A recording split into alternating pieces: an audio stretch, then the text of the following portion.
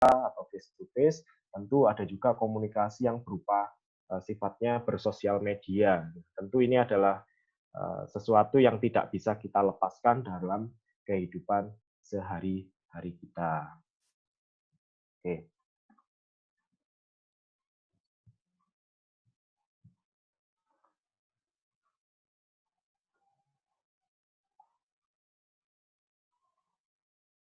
Oke, karena tadi konteksnya adalah peran strategi kesantunan dalam berbahasa, bersastra, dan berbudaya, tentu ini tidak bisa dilepaskan dari yang namanya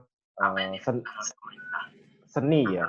Dari sisi kemanusiaannya, bukan dari sisi manusianya. Nanti kita akan lihat ya. yang model. Ya, ada yang bertanya ya Bapak ya? Halo? Mungkin bisa ditulis saja di chatting Bapak, karena suaranya tidak terdengar itu tadi. Sambil saya lanjutkan ya Bapak ya. Jadi, karena konteksnya adalah bahasa, sastra, dan budaya, tentu tidak bisa lepas juga dengan seni ya. Karena di dalam kehidupan sehari-hari kita juga selalu berkaitan atau memanfaatkan seni ya dalam kehidupan sehari-hari. Nah, seni dan bahasa ini memainkan peranan yang sangat penting dan sangat signifikan. Bahkan kedua bidang antara seni dan bahasa itu sama-sama atau saling mempengaruhi dan menyumbang terhadap perkembangan satu sama lain. Karena antara seni dan bahasa itu adalah dua hal yang tidak dapat dilepaskan satu sama lain. Bahasa sendiri itu menyumbang terhadap perkembangan seni melalui keupayaannya untuk melaksanakan tugas utama yang diperlukan oleh seni, yaitu sebagai pendukung konsep dan makna terhadap gambaran abstrak seni. Selain itu, bahasa adalah pemberi kekhasan yang sangat unik ya, antara bahasa satu dengan bahasa yang lainnya. Dan juga di sini ada beberapa poin penting yang merupakan kaitan antara bahasa dan seni. Yang pertama adalah bahasa adalah kebudayaan yang pertama dimiliki setiap manusia. Yang kedua adalah bahasa sebagai jalur penerus kebudayaan, mengandung makna bahwa bahasa berperan sebagai sarana pewarisan seni dari generasi ke generasi. Lalu hubungan bahasa dan seni adalah berperan untuk penamaan dan pengistilahan unsur-unsur seni baru. Lalu bahasa tidak hanya berupa bahasa lisan dan tulisan, tetapi ada juga bahasa isyarat.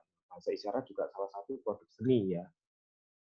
Yang selanjutnya adalah bahasa sebagai penghubung antara seniman, musisi dengan instrumen. Lalu bahasa sebagai sarana ekspresi dan bahasa berperan penting pada proses penciptaan dan pengajaran seni. Mungkin sampai sini ada yang ingin ditanyakan dulu Bapak dan Ibu sebelum saya lanjutkan ke slide selanjutnya.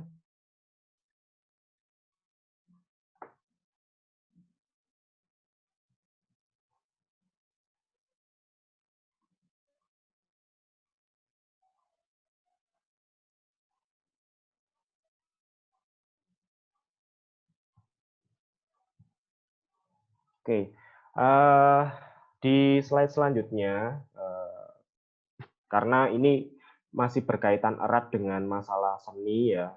Selanjutnya ini seni dan sastra. Jadi seni itu kalau kita cek di dalam Kamus Besar Bahasa Indonesia atau sastra itu berarti tulisan atau karangan. Nah, sastra juga biasanya diartikan sebagai karangan dengan bahasa yang indah dan isi yang baik. Nah, jadi itu adalah arti dari sastra di dalam Kamus Besar Bahasa Indonesia. Oke, selain itu, sastra sendiri itu adalah bahasa yang dipakai dalam kitab-kitab. Ya, jadi kitab-kitab kuno, kitab-kitab yang sudah pernah ditemukan oleh orang-orang pada zaman dahulu itu seringkali menggunakan bahasa-bahasa yang sangat indah, ya, sangat artistik, karena di dalamnya ada pemaknaan seni. Lalu ada juga arti yang lain, yaitu sebagai karya tulis yang jika dibandingkan dengan tulisan lain memiliki berbagai ciri keunggulan seperti keaslian, keartistikan, keindahan dalam isi dan ungkapannya, dan sebagainya. Oke ya, ini kita belum berbicara masalah kesantunan ya, karena ini masih di bagian yang sangat mendasar. Jadi ini perlu disampaikan juga. Jadi fungsi seni dan sastra ya. Jadi tidak hanya seni, tidak hanya sastra, tetapi di dalamnya juga terdapat bahasa dan budaya. Ini memiliki fungsi yang sangat beragam. Ada beberapa fungsi yang bisa diperhatikan. Yang pertama adalah sebagai sarana menyampaikan pesan moral. Lalu yang kedua, sarana menyampaikan kritik. Yang ketiga, berfungsi untuk menumbuhkan rasa nasionalisme dan penghargaan terhadap kebudayaan daerah. Yang keempat, fungsi rekreatif atau fungsi hiburan. Dan yang kelima adalah fungsi didaktif atau digunakan sebagai pengajaran atau penyampaian pengetahuan dan pembelajaran. Nah, ini adalah fungsi-fungsi seni, sastra, bahasa di dalam kehidupan sehari-hari. Sebetulnya ada 5 ini. Oke, yang selanjutnya,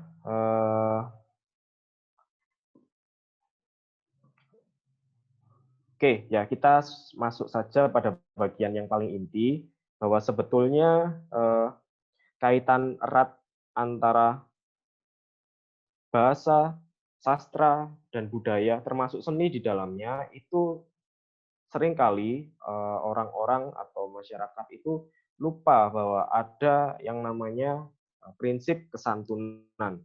Ini yang seringkali tidak dihiraukan oleh masyarakat.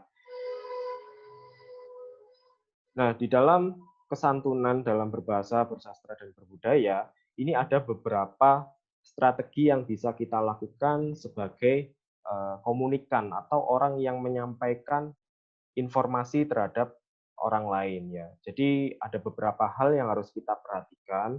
Yang pertama di sini saya mencatat adalah jangan mempermalukan lawan tutur atau orang yang kita ajak berbicara.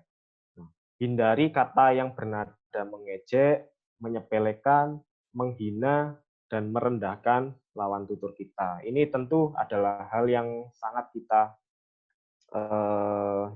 hindari ya yang seperti ini, karena bagaimanapun juga kita kepada orang yang kita ajak berbicara, kita juga tidak mau seperti ini. Nah, yang berikutnya adalah jangan menyombongkan diri, membanggakan diri, atau memuji diri sendiri di hadapan orang lain atau lawan tutur kita. Ya, dua hal ini adalah beberapa strategi, karena nanti di bawahnya masih ada lagi strategi kita dalam bersantun ya di dalam komunikasi sehari-hari. Nah, contohnya sendiri seperti apa? Nah, di sini sudah saya gambarkan contohnya ya. Jadi kalau kita berbicara kepada orang lain tuh jangan seperti ini ya. Nah, ibu bukan malas melainkan bodoh misalnya gitu. Nah, itu adalah suatu tindakan yang tidak bisa dilakukan ya. Ada yang bertanya, mungkin bisa dijelaskan Pak komunikasi di media sosial Pak. Kadang orang tidak sadar, misal kalau di Instagram dilihat oleh gurunya, oleh atasannya, dilihat oleh rekan-rekan wali murid. Oke. Nah, ya ini mungkin bisa saya selesaikan dulu ya, karena ada beberapa strateginya. Nanti akan saya bantu untuk menjawab. Ya. Jadi yang strategi yang lain ya selain ini,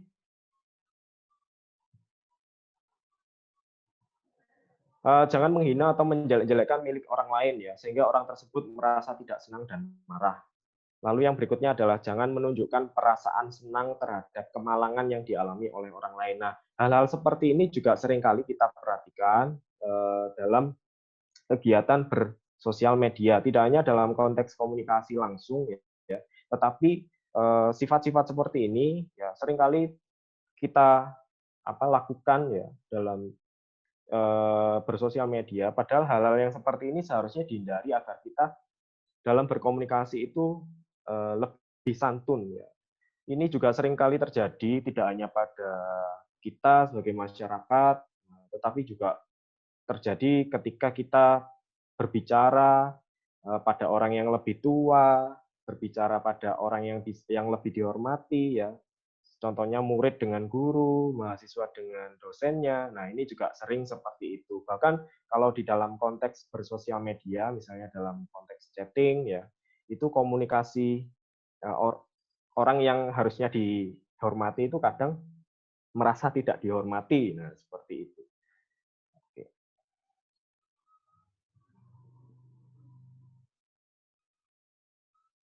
Oke, strategi yang berikutnya adalah jangan menyatakan ketidaksetujuan atau ketidaksepakatan dengan lawan tutur, ya. Jadi kalau misalnya kita itu tidak setuju, ya itu jangan langsung diutarakan langsung saja, ya. Tapi harus ada hal-hal yang harus dilakukan. Contohnya seperti ini, saya tidak sepakat kalau kamu mau menyelesaikan pekerjaan itu seorang diri. Nah, ini tidak santun, ya, atau tidak sopan. Lebih baik seperti ini, saya yakin kamu bisa menyelesaikan, tetapi bagaimana kalau kita kerjakan berdua, mungkin hasilnya akan lebih baik. Nah, itu mungkin itu lebih santun daripada yang pertama. Strategi yang lain adalah jangan gunakan kalimat langsung untuk menyuruh atau menolak suatu permintaan dari lawan tutur. Antarkan surat ini ke kantor bupati, ya. Antarkan surat ini ke kantor di lantai 5 misalnya gitu. Nah, itu sering ya kita menggunakan konteks-konteks komunikasi seperti itu, tetapi kalau kita lihat ya, memang kita harus melihat ya pada siapa kita berbicara. Apakah orang yang lebih muda ataukah orang yang lebih tua, tetapi akan lebih arif ya, akan lebih bijaksana jika kita sebagai penutur yang ingin dikatakan penutur yang santun ya, yang sopan, maka harus jangan menggunakan kalimat-kalimat langsung seperti itu ya. Ya, jadi kalau Anda tidak berkeberatan, bisakah Anda mengantarkan surat ini ke kantor bupati? Nah, itu dirasa lebih santun. Ya. Yang berikutnya adalah jangan memaksa lawan tutur Anda untuk melakukan sesuatu. Ya. Contohnya Anda harus datang ke rumah saya besok sore. Dapatkah Anda datang ke rumah saya besok sore? Nah, itu. Jadi tidak boleh memaksa kehendak orang lain ketika kita memiliki acara atau apa. Itu kurang santun. Nah, kalau di dalam konteks bersosial media sendiri juga itu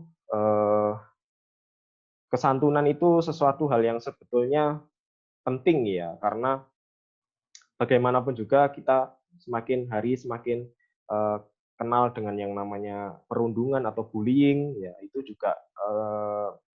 juga merupakan fakta atau bukti bahwa masyarakat kita ini sudah mulai menyampingkan masalah atau menyepelekan masalah kesantunan. Ya. Tidak hanya dalam komunikasi lisan langsung, tapi tulisan yang di dalam sosial media juga seperti itu. Jadi strategi-strateginya harus diperhatikan. Ya. Jadi tidak boleh melukai perasaan orang lain. Karena pada hakikatnya santun itu adalah ketika kita berkomunikasi dengan orang lain, itu gunakan kalimat-kalimat yang dirasa kita sendiri kalau sebagai orang yang diajak berbicara itu nyaman gitu.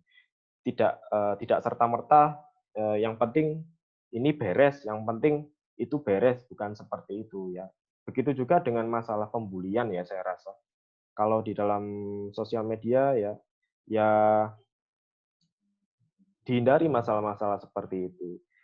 Terus tadi juga ada pertanyaan kalau kadang orang tidak sadar kalau di Instagram itu dilihat oleh gurunya, atasannya, dilihat oleh rekan-rekan, wali murid dan sebagainya. Nah, Kalau kalau sebagai pengguna media sosial yang bijak, ya saya rasa apa yang kita bicarakan di dalam media sosial itu sendiri juga seharusnya adalah hal-hal yang dirasa penting-penting saja, itu karena eh, kalau kita apa ya namanya ya, kalau kita membicarakan keburukan orang lain di dalam media sosial tentu juga ini sesuatu yang tidak baik. Ya, misalnya membicarakan atasan, misalnya gitu, itu juga tidak baik. Belum lagi teman-teman kita di sosial media itu tidak hanya komunitas kita sendiri, tetapi juga kadang ada orang yang tidak kita kenal, kadang seperti itu.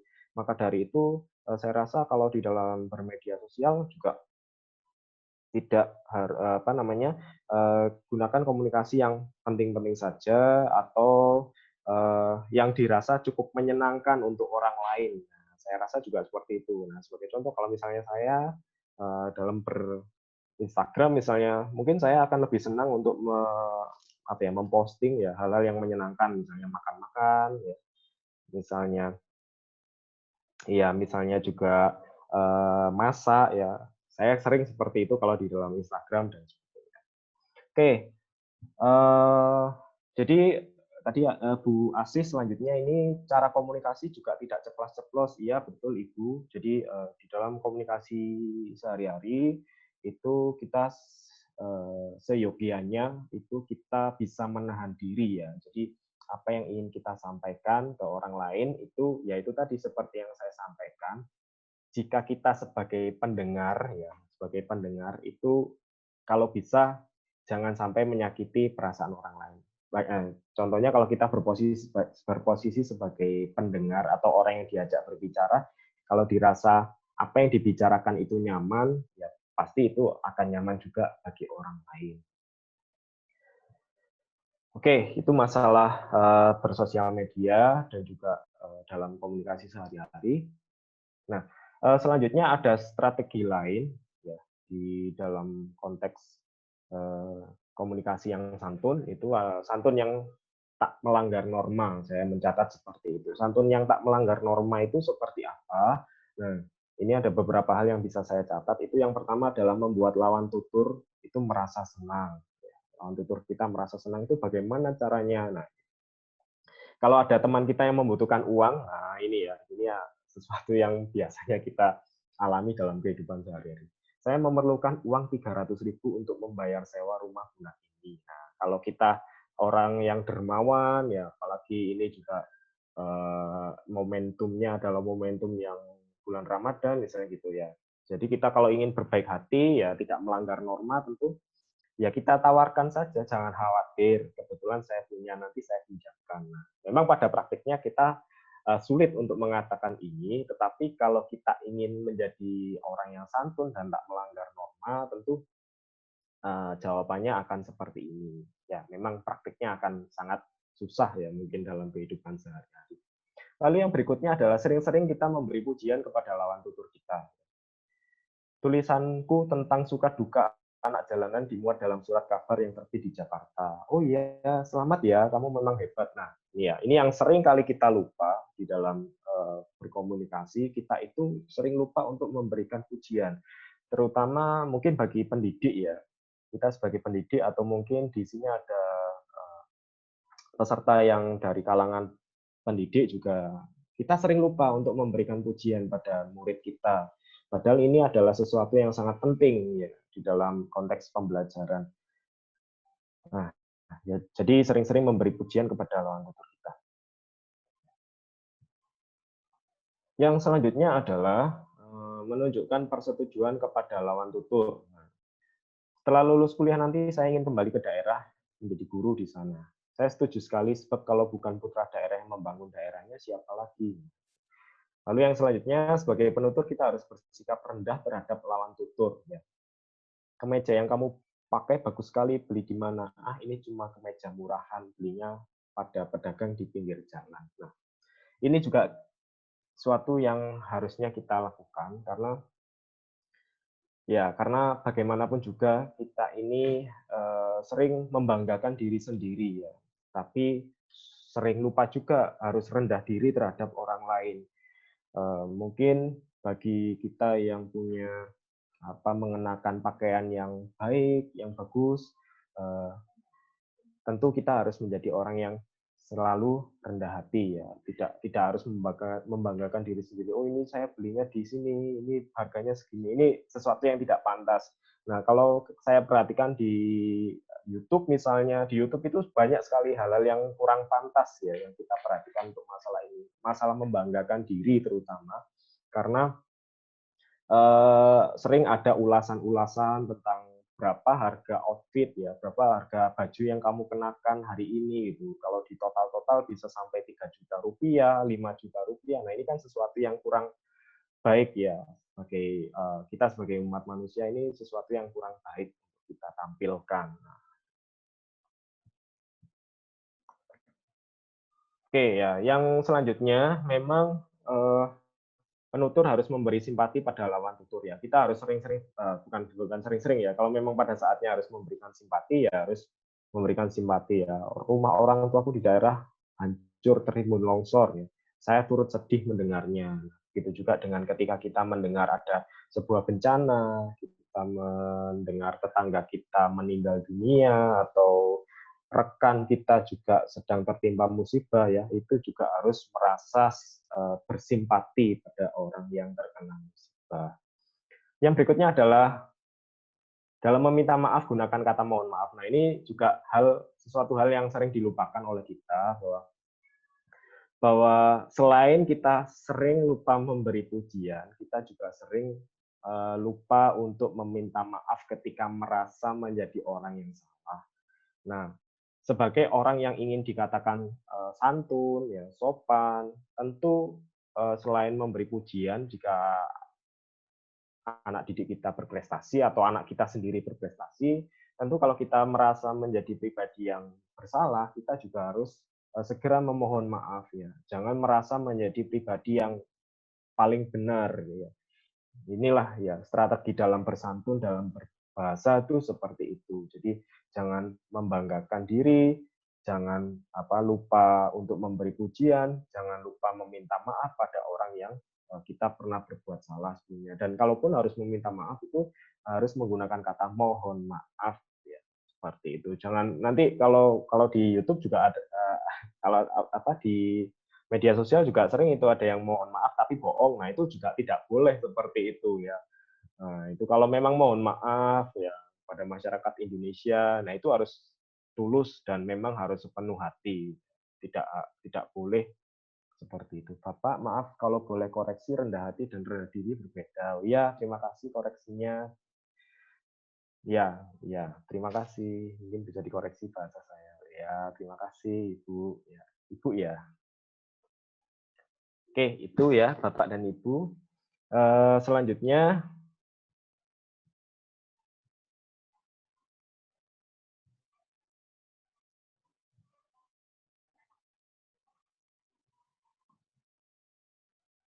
ya sebetulnya kalau di dalam konsep untuk kesantunan sendiri itu ada 3 ya. Yang pertama itu adalah kesantunan positif, artinya kita memberikan sesuatu itu langsung ya. Contohnya hati-hati di jalan ya, itu konteks memberikan perhatian, itu santun. Lalu kesantunan negatif misalnya, maaf mau nanya kalau bus kota lewat sini tidak, mengakui bahwa tindakannya mengganggu pihak lain. Nah, ini sering kita lakukan ya kalau kita sedang menanyakan alamat gitu. Bapak, maaf, jalan ini lewat mana ya? Nah, itu kita secara spontanitas memang mengucapkan kata maaf terlebih dahulu di awal. Nah, itu sebetulnya kesantunan negatif ya. Itu tetap santun Bapak dan Ibu ya. Karena kita merasa menjadi pribadi yang mengganggu orang lain, yang padahal orang itu hanya sekedar duduk-duduk, misalnya seperti itu, atau hanya berdiri di pinggir jalan ya. Tapi kita itu merasa sebagai pribadi yang mengganggu orang lain, padahal orang itu tidak melakukan apapun. Nah, itu santun ya. Lalu kesantunan yang tak langsung ya, seperti contohnya ruangannya kok panas sekali ya. Nah, itu sebetulnya orang itu sedang meminta untuk menghidupkan AC atau membukakan jendela supaya ruangannya menjadi lebih dingin. Ada yang bertanya bagaimana caranya kita bisa mengontrol dan mengajak remaja, terutama generasi Z yang tidak bisa dipungkiri sangat sering mengakses sosial media daripada mempelajari kesantunan berbahasa, terutama dengan posisi kita sebagai pendidik. Sebetulnya untuk generasi Z ini memang ya kontrol kita terhadap generasi Z yang mengakses sosial media ini juga sangat sebenarnya susah ya, kita harus mengontrolnya. Mungkin dari hal-hal yang terdekat dulu, ya. Mungkin anak-anak kita, ya. Lalu kalau saudara-saudara kita, juga mungkin peserta didik kita, kalau kita guru, berarti siswa kita bagaimana, lalu mahasiswa kita bagaimana. Mungkin kita akan, mungkin sering-sering ya kita ingatkan masalah kesantunan ini, karena sebetulnya banyak di antara mereka itu yang lupa bahwa ketika mengakses sosial media ini tidak disertai dengan bagaimana supaya kita ini merasa dihormati oleh orang lain ya. Harusnya lebih santun, harusnya lebih sopan seperti itu. Bapak ada yang bilang untuk mengganti kata maaf dengan kata terima kasih, pemakaian kata yang tepat situasi bagaimana, Pak. Nah, kalau kita merasa salah, ya misalnya gitu, kalau kita merasa salah kepada orang tua kita, misalnya gitu, apakah kita harus mengucapkan kata terima kasih? Tentu penggunaan kata maaf sesuai dengan konteksnya ya Ibu ya. Karena kata maaf dengan kata terima kasih konteksnya tentu ini berbeda. Kalau terima kasih adalah sesuatu yang ucapan yang kita gunakan ketika kita menerima sesuatu dari orang lain, entah itu benda, entah itu jasa, entah itu hal apapun ya. Sedangkan maaf mungkin kurang tepat untuk digantikan dengan kata terima kasih. Saya sendiri sebagai kalau saya orang Jawa, Ibu itu tidak pernah mengganti kata maaf dengan terima kasih. Mungkin ini juga ada kaitannya dengan budaya setempat, Ibu, mungkin. Karena kalau di sana ya di Jakarta atau di Sunda misalnya atau di Bandung misalnya mungkin bisa saja ya. Karena tergantung dengan konteks budaya setempat. Kalau kami di Jawa agak susah Ibu untuk mengganti kata maaf dengan kata terima kasih. Ini harus disesuaikan dengan situasinya juga. Kalau maaf itu untuk apa, terima kasih untuk apa, seperti itu. Ya, kembali lagi ke generasi Z ya mungkin ya. Memang semua itu berasal dari diri kita sendiri ya sebagai pendidik misalnya. Kita sebagai pendidik harus sering-sering untuk memberikan contoh yang baik, memberikan contoh yang santun kepada anak-anak kita ya. Bagaimana seringkali kita perhatikan ya anak-anak kita itu ketika berkomunikasi dengan gurunya, ketika berkomunikasi dengan dosennya itu seringkali kurang santun ya. Misalnya kalau yang standar-standarnya orang santun misalnya ya harus mengucapkan salam terlebih dahulu ya selamat pagi, selamat siang dan sebagainya. Itu seharusnya seperti itu ya salam dulu. Lalu berikutnya kalau sudah salam mungkin mohon maaf Bapak mengganggu waktunya ya. Tuh, mohon maaf Bapak mengganggu waktunya, saya ingin bertanya dan sebagainya. Nah, kita sebagai orang yang menjawab komunikasi itu tentu juga harus menggunakan kata yang dirasa santun ya. Jangan singkat, padat, jelas ya.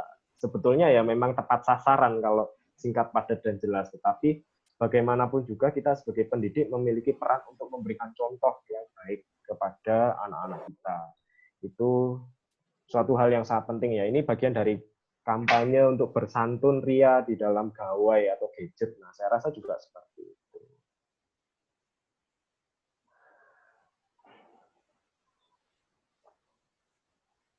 Oke, ada pertanyaan, apakah kesantunan berbahasa bisa mempengaruhi efektif atau tidaknya penyampaian pesan ya, Pak? Maksudnya to the point, tidak berbelit-belit, langsung pada pesan yang ingin kita sampaikan. Nah, seperti yang sudah saya sampaikan, memang kita sebagai orang yang sering berkomunikasi dengan lawan tutur kita, ya, memang konteks bersantun itu memang harus kita perhatikan pada siapa kita berbicara. Memang kalau kita berbicara pada orang yang lebih muda, mungkin kita sering lupa ya untuk mengaplikasikan masalah kesantunan ini. Memang terlalu berbelit-belit, ya terlihat terlalu berbelit-belit jika kita harus menggunakan kata-kata yang harus santun dulu, harus maaf dulu, maaf mengganggu waktunya dan sebagainya. Memang agak berbelit-belit. Tapi ya sekali lagi kita harus melihat komunikasi ini disampaikan kepada siapa, apakah orang yang lebih tua, apa yang lebih muda. Mungkin kalau yang lebih tua ya ada baiknya kita harus seperti itu, Bu Asih, karena mereka harus kita hormati. Nah kalau di anak-anak kita atau orang yang lebih muda ya misalnya, mungkin bisa difokuskan pada anak-anak didik kita ya. Ini sebagai bagian dari kampanye kita untuk bersantun ya, sopan kepada orang lain. Seperti itu. Tapi kalau bukan anak didik kita ya kita memang sering menggunakan pesan yang to the point. Ya sebetulnya tidak ada yang menilai ini semua ya dalam komunikasi kita. Tapi sekali lagi kalau ini konteksnya konteks pendidikan, tentu kita menyampaikan hal yang santun ke anak didik kita itu sesuatu yang tidak salah ya. Memang harus seperti itu supaya mereka tahu, mereka juga menghormati kita. Seperti itu. Oke, bisa saya lanjutkan ya, Bapak Ibu. Yang berikutnya,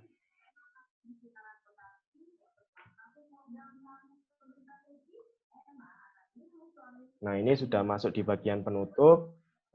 Sekali lagi, jadi bagaimana kesantunan itu bisa kita lakukan atau bisa kita aplikasikan itu sebetulnya mudah saja. Pokoknya pada mitra tutur itu gunakan tuturan yang Anda sendiri pasti senang mendengarnya apabila tuturan tersebut digunakan orang lain kepada Anda. Jadi kalau kita di posisinya dibalik ya, tidak sebagai penutur tapi sebagai mitra tutur atau orang yang diajak berbicara, tentu menggunakan tuturan yang pasti saya sendiri senang mendengarnya itu, ya itu santun. Lalu pada mitra tutur Anda jangan gunakan tuturan yang Anda sendiri tidak akan menyukainya. Nah ini kebalikannya. Kalau kita nggak suka, ya jangan diomongkan ke orang lain atau jangan diutarakan ke orang lain. Kita harus mengutarakan hal-hal yang mungkin menurut mereka itu bisa menyenangkan, tidak menyakiti perasaannya. Sama kalau saya sebagai orang yang diajak berbicara juga jangan sampai saya mendengarkan hal-hal yang tidak saya sukai. Nah itu seperti itu. Hanya dibolak-balik saja, Bapak dan Ibu. Nah, pada hakikatnya kesantunan dalam berbahasa, bersastra, dan berbudaya menggambarkan kesopan santunan penuturnya. Maka dari itu kita harus memiliki rasa hormat, kesimpatian, dan memaksimalkan kearifan berbahasa dalam masyarakat. Menggunakan kata-kata dalam berbahasa secara wajar dan sesuai dengan konteks dan situasi dalam berkomunikasi. Berbahasa dengan penuh rasa hormat, sehingga tujuan utama kesantunan berbahasa untuk memperlancar dan berkomunikasi berjalan dengan baik. Norma-norma yang berlaku pada bahasa, sastra, dan budaya dipandang perlu disampaikan. Seiring berkembangnya zaman, norma dan kesantunan sebagai satu kesatuan yang utuh saat ini mulai ditinggalkan. Penerapan kesantunan dalam berbahasa, bersastra, dan berbudaya diharapkan menjadikan komunitas ini dipandang santun dan memiliki norma dalam berbahasa, bersastra, dan berbudaya. Ya, seperti itu Bapak dan Ibu. Apa yang saya sampaikan pada kesempatan kali ini. Mungkin jika ada pertanyaan lagi, silakan karena waktunya masih ada banyak. Oke, terima kasih Pak Pandu. Mungkin dari Bapak Ibu sekalian, yang dari materi tadi, masih ada yang mau menjadikan pertanyaan? Bertanya kepada Bapak Pandu, dipersilakan. Pertanyaan boleh langsung. Ya, Pak Pandu. Saya lagi, Pak. Ya, Bu Asih, silakan. Baru-baru ini saya sempat menonton beberapa video berita gitu, Pak ya, TV tertentu. Kemudian yang menarik buat saya karena ini yang dibahas adalah kesantunan berbahasa. Ada beberapa pembaca berita ya Pak ya, atau orang yang interview gitu, jurnalis istilahnya, itu yang ketika dia interview gitu, wawancarai seorang narasumber, itu kesannya lebih ke arah tidak sopan. Ini dalam maksud seperti interogasi gitu Pak. Jadi yang to the point atau yang seperti yang saya bilang tadi. Jadi istilahnya posisinya si narasumber ini seperti orang yang sedang diinterogasi gitu Pak.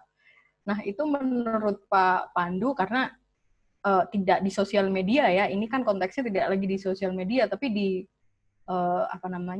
berita gitu ya, yang notabene yang nonton bukan anak muda aja gitu ya, bahkan mungkin yang usianya yang tidak muda lagi gitu, sedangkan yang diperlihatkan oleh para jurnalis ini yang ada di depan kamera ini seperti itu gitu Pak Pandu. Menurut Pak Pandu ini bagaimana ya Pak ya?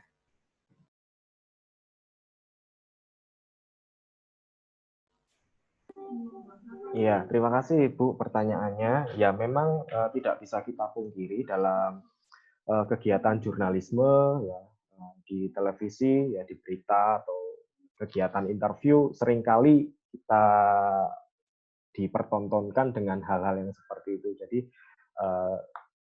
posisi orang yang menginterview seperti orang seperti polisi ya, memberikan pertanyaan, mencecar pertanyaan narasumber dengan pertanyaan yang belum selesai dijawab sudah diberi pertanyaan lagi, belum selesai dijawab diberi pertanyaan lagi.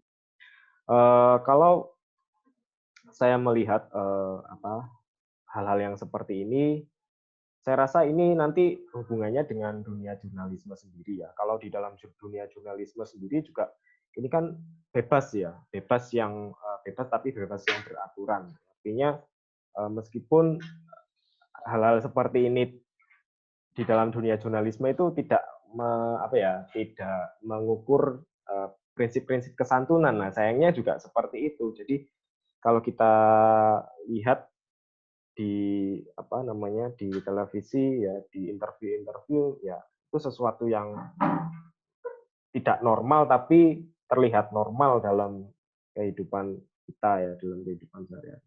Sebenarnya itu tidak pantas juga ya kalau kita perhatikan, karena bagaimanapun juga itu tidak mengindahkan prinsip kesantunan.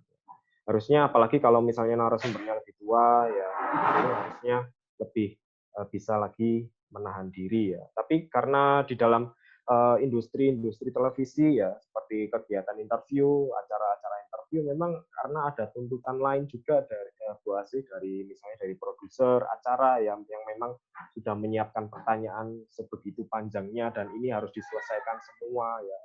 Itu juga memang bertabrakan dengan prinsip kesantunan sendiri. Ya, seperti itu, Bu Asih. Ya, baik. Terima kasih jawabannya Pak Pandu. Iya, Ibu, sama-sama. Mungkin ada pertanyaan yang lain, silakan Bapak dan Ibu bisa melalui chat atau bisa diaktifkan mikrofonnya.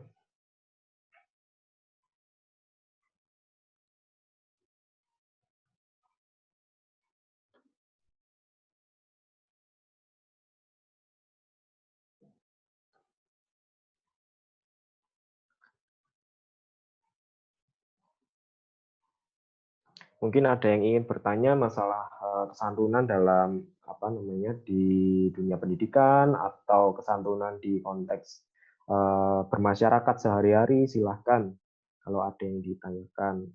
Permisi Pak Pandu. Iya. Dengan siapa ini? Dengan saya Pak Hamim. Oh iya Pak Hamim, silakan Bapak. Pak Pandu ingin bertanya perihal dengan fenomena yang ada di masyarakat kita saat ini dalam penggunaan bahasa, Pak Pandu ya. Iya. Nah, kalau untuk fokus kita kan kali ini ke dalam bahasa Indonesia. Iya. Bisa kita lihat bahwasanya banyak sekali generasi milenial yang saya amati, terutama di wilayah-wilayah yang kota besar, Pak Pandu ya. Mereka untuk berkomunikasi, baik berkomunikasi secara lisan ataupun komunikasi melalui gawai Pak Pandu, itu menggunakan bahasa campuran. Kayak menggunakan istilah-istilah yang dari bahasa Indonesia, terus kemudian beralih ke bahasa Inggris. Nah, untuk yang semacam itu Pak Pandu, kalau boleh saya bertanya kepada Pak Pandu, pandangan terhadap komunikasi yang baik terhadap fenomena yang digunakan oleh generasi milenial saat ini itu bagaimana Pak Pandu? Jadi pertanyaannya adalah pandangan komunikasi yang baik gitu ya, Pak Hamim. Kalau misal menggunakan bahasa yang istilahnya dalam tanda kutip bahasa gaul. Kalau misalnya anak Jakarta Selatan kan menggunakan which is itu Pak. Oh iya. Ya, sebetulnya Pak Hamim, ya terima kasih pertanyaannya, sangat menarik ya. Jadi kalau di dalam komunikasi antar sesama ya, komunikasi sesama saya melihatnya seperti itu. Di dalam bahasa Indonesia sendiri itu tidak ada aturan yang sangat kaku ya untuk masalah itu. Jadi bahasa Indonesia itu memperbolehkan kita untuk memproduksi bahasa-bahasa atau komunikasi-komunikasi yang baru seperti yang dilakukan oleh anak-anak muda ya. Itu seringkali menggunakan bahasa gaul katanya seperti itu, atau mendapatkan adaptasi dari bahasa asing lainnya. Itu sebetulnya di dalam bahasa Indonesia itu malah diperbolehkan atau disarankan. karena di masa yang akan datang hal-hal yang seperti itu bisa memperkaya khasanah bahasa Indonesia kita. Tetapi kalau dalam konteks santun, ya sopan, tentu ini kan lihat dulu siapa yang diajak berbicara. Kalau sesama atau sama-sama anak muda itu sesuatu yang tidak apa-apa, apalagi misalnya ini konteksnya non formal. Nah, karena kalau kita berbicara komunikasi tentu nanti dibagi menjadi formal, non formal dan sebagainya. Kalau situasi non formal tentu tidak apa-apa. Bahkan di dalam bahasa Indonesia disarankan untuk memperkaya khasanah bahasa Indonesia sendiri, karena bagaimanapun juga bahasa itu kan semakin lama semakin berkembang. Nah, saya rasa juga untuk bahasa asing juga seperti itu perlakuannya. Nah, kalau konteks sopannya ya dilihat dulu situasi formal atau tidak. Kalau formal tentunya meskipun itu sesama ya atau umurnya masih umurnya sama lah ya. Mahasiswa semester 1 dengan mahasiswa semester 1 misalnya gitu, atau kakak mahasiswa yang semester tua dengan mahasiswa semester yang lebih muda. Kalau konteksnya formal ya akan lebih baik menggunakan bahasa yang formal, yang santun seperti itu.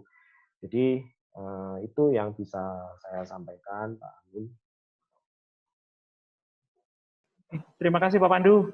Ya, sama-sama Pak Amin. Mungkin ada pertanyaan selanjutnya. Silahkan, waktunya masih sekitar 9 menit. Selamat sore Pak Pandu. Ya, selamat sore. Ya, perkenalkan saya Mufidah Nur Amalia. Ya. Saya ingin bertanya Pak terkait dengan kesantunan berbahasa yang kali ini Bapak sampaikan. Bapak kan sebagai seorang pendidik di suatu universitas.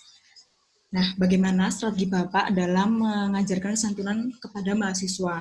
Karena terkadang mahasiswa itu kalau misalnya mengirim pesan atau bertanya itu langsung to the point seperti tadi, tanpa adanya salam. Kemudian mungkin ejaannya kurang diperhatikan Pak, karena mereka berpikir bahwa alah ini kan hanya lewat WhatsApp, maka singkat-singkat juga tidak apa-apa.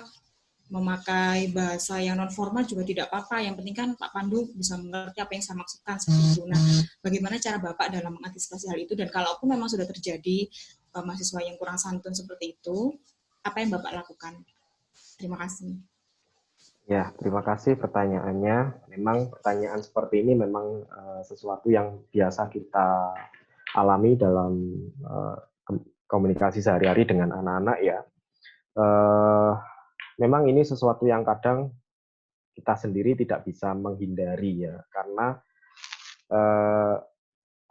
mereka itu seringkali berkomunikasi dengan kita yang lebih tua ya, sekali lagi kita yang lebih tua itu dengan cara-cara yang hampir sama seperti mereka berkomunikasi dengan temannya. Jadi kadang masih menggunakan singkatan ya. Jadi ya meskipun kita tahu singkatan itu bacaannya apa ya. Lalu selain itu juga memang tidak menggunakan salam ya. Tidak merasa bersalah ya, tidak merasa bersalah mengganggu waktu gurunya atau dosennya seperti itu ya, harusnya kan harus seperti itu. Nah kalau saya sendiri sering-sering saya ingatkan ya kalau masalah ini. Memang mungkin kalau mereka dengan temannya itu tidak kita permasalahkan. Kalau saya memang saya ingatkan kalau dengan dosen lain takutnya tidak dibalas karena gara-gara kamu nggak sopan seperti ini. Ini saya sebagai pendidik punya tanggung jawab dan sebagainya. Itu kamu kalau berkomunikasi harus lebih santun lagi. Ya. Mungkin kamu selama ini tidak dibalas WhatsApp kamu karena kamu nggak merasa bahwa sebetulnya apa yang kamu sampaikan itu kurang sopan, kurang santun. Jadi lain kali mungkin bisa ya kita campaign ya, kita kampanye ya ke anak-anak. Lain kali bisa pakai salam dulu ya, selamat pagi dan sebagainya, atau selamat malam. Meskipun malam-malam kalau mereka sopan ya tetap nanti balas sama dosennya. Merasa bersalah dulu ya, maaf mengganggu waktunya Bapak Ibu. Sering saya ingatkan masalah itu. Memang ini masalah yang sepele ya, tidak masuk dalam penilaian kalau saya sebagai dosen atau jadi ini hanya masalah kesopanan anak-anak saja. Jadi mungkin di lain waktu bisa saya beritahukan standarnya kesantunan berkomunikasi dalam gawai atau dalam media sosial itu seperti apa ya. Itu mungkin bisa lebih spesifik bisa saya sampaikan, karena ini yang saya sampaikan juga sifatnya masih umum ya dalam berbahasa, bersastra, dan berbudaya. Dan lebih fokus pada yang berbahasanya sebetulnya. Itu Ibu, terima kasih.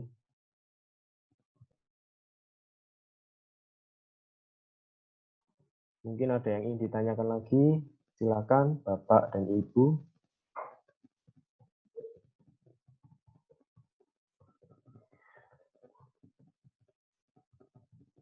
Dalam komunikasi sehari-hari di sosial masyarakat misalnya, gitu. Silakan, itu sesuatu yang biasa kita temukan dalam kehidupan sehari-hari kita. Jadi pada intinya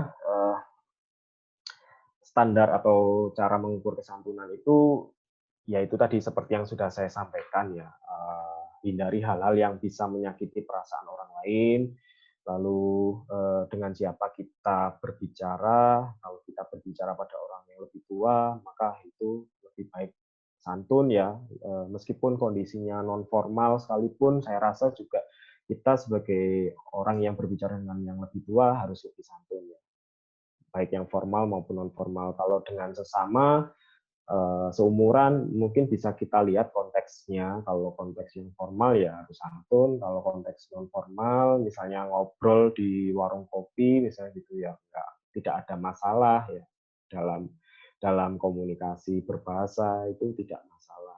Kalau dengan orang yang lebih muda mungkin kita akan lebih sering-sering mengingatkan yang lebih muda untuk sering lebih santun, karena kesopan santunan kita ini memang tidak bisa dipungkiri semakin hari semakin meluntur ya. Baik itu dalam bersikap, berbahasa ya, itu memang semakin meluntur. Nah, maka dari itu kita sebagai orang tua dimanapun kita berada, kita harus sering-sering mengingatkan anak-anak muda kita untuk lebih sopan terhadap yang lebih tua. Ada yang ingin ditanyakan lagi? Monggo Bapak Ibu.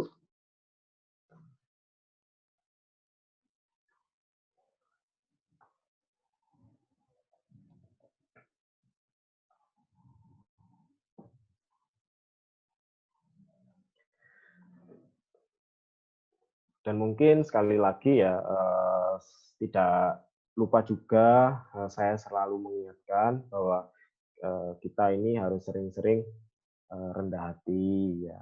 Kita harus sering-sering mengakui kesalahan kalau kita merasa salah, jangan menjadi orang yang sombong, ya, jangan menjadi orang yang sering membanggakan diri sendiri, itu tidak baik, itu melanggar prinsip kesantunan. Lalu kalau yang paling penting adalah kita harus sering-sering mengucapkan kata terima kasih ya, karena kata maaf dan kata terima kasih ini adalah sesuatu yang sering kali kita lupakan kepada siapapun kita berbicara ya. Misalnya kita ini ada di jalan pun kita kadang lupa berterima kasih pada Pak Polisi ya. Ketika listrik kita menyala, kita sering lupa, kita harus berterima kasih pada petugas-petugas PLN. Kita kan sering kali mengeluh ya kalau mati lampu ya. Tapi kalau nyala seperti ini jarang ada orang yang bilang berterima kasih pada petugas-petugas PLN misalnya gitu. Ya, kalau mati lampu baru mengeluh ya, baru menghujat dan sebagainya. Mati lampunya lama gitu. Tagihan listriknya naik terus dan sebagainya. Tapi kita sering lupa berterima kasih pada petugas-petugas PLN kalau lampunya hari ini nyala terus. Nah, ini sudah lama sekali di rumah saya tidak mati lampu. Nah, seperti itu ya, Bapak dan Ibu. Karena waktunya, ada pertanyaan sepertinya. Karena menghujat itu lebih gampang daripada berterima kasih, Pak. Iya, betul sekali. Memang karena sesuatu yang apa ya, yang ya diibaratkan itu seperti noktah hitam atau titik hitam di antara kertas putih. Nah, karena titik hitam itu lebih terlihat daripada kertas putih yang luas seperti itu, maka kita sebagai umat manusia memang sering seperti itu, Ibu. Jadi kita itu sering lupa terima kasih, sering lupa minta maaf, dan ya suka sombong ya. Jangan sampai seperti itu. Ya, semoga dengan adanya penyampaian materi ini kita semua bisa semakin sebagai bahan renungan untuk kita semua, bahwa ini semua demi kebaikan kita semua untuk umat manusia dan sesama kita ya, agar kita ini bisa saling hidup saling hidup bersosial ya. Apalagi ini kondisinya seperti ini ya, kita mungkin jadi lebih sering-sering mengucapkan terima kasih ke keluarga kita, sering-sering minta maaf ke keluarga kita, gitu ya. Karena kita ini sekarang sudah tinggal serumah ya, jarang berkegiatan di luar. Itu saja yang bisa saya sampaikan karena waktunya sudah selesai. Saya kembalikan ke Mas Victor. Silakan Mas Victor. Oke, terima kasih Pak Pandu. Oke, saya akan menutup pertemuan kita kali ini. Oke, dengan ditutupnya sesi tanya jawab kali ini menandakan akhir pertemuan kita. Terima kasih kepada Bapak Ibu sekalian yang telah meluangkan waktu mengikuti pelatihan ini, dan juga kepada Bapak Pandu yang telah menyampaikan materi dengan sangat baik. Terima kasih Pak. Pertemuan kali ini saya tutup. Semoga Bapak Ibu sekalian tetap dalam keadaan sehat dan semangat dalam menghadapi pandemi COVID-19 ini. Sekali lagi terima kasih dan sampai jumpa di lain waktu. Terima kasih. Terima kasih. Terima kasih Pak Pandu. Dan bermanfaat sekali. Ya, terima kasih Ibu, Bapak sekalian. Silakan ke sesi yang selanjutnya.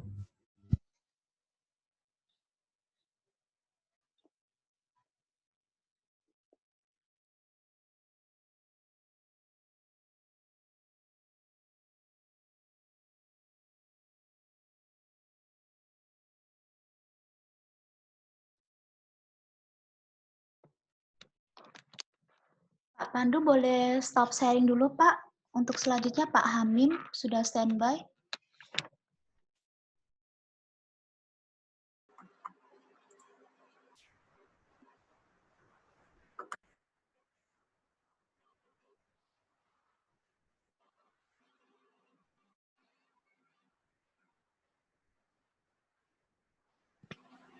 Halo Bu Yudis, apa boleh saya mulai sekarang atau gimana Bu?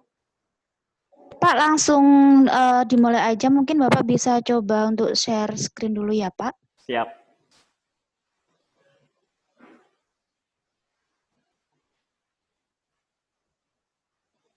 Oke, apakah sudah terlihat Bu? Sudah Pak, sudah terlihat. Terima kasih.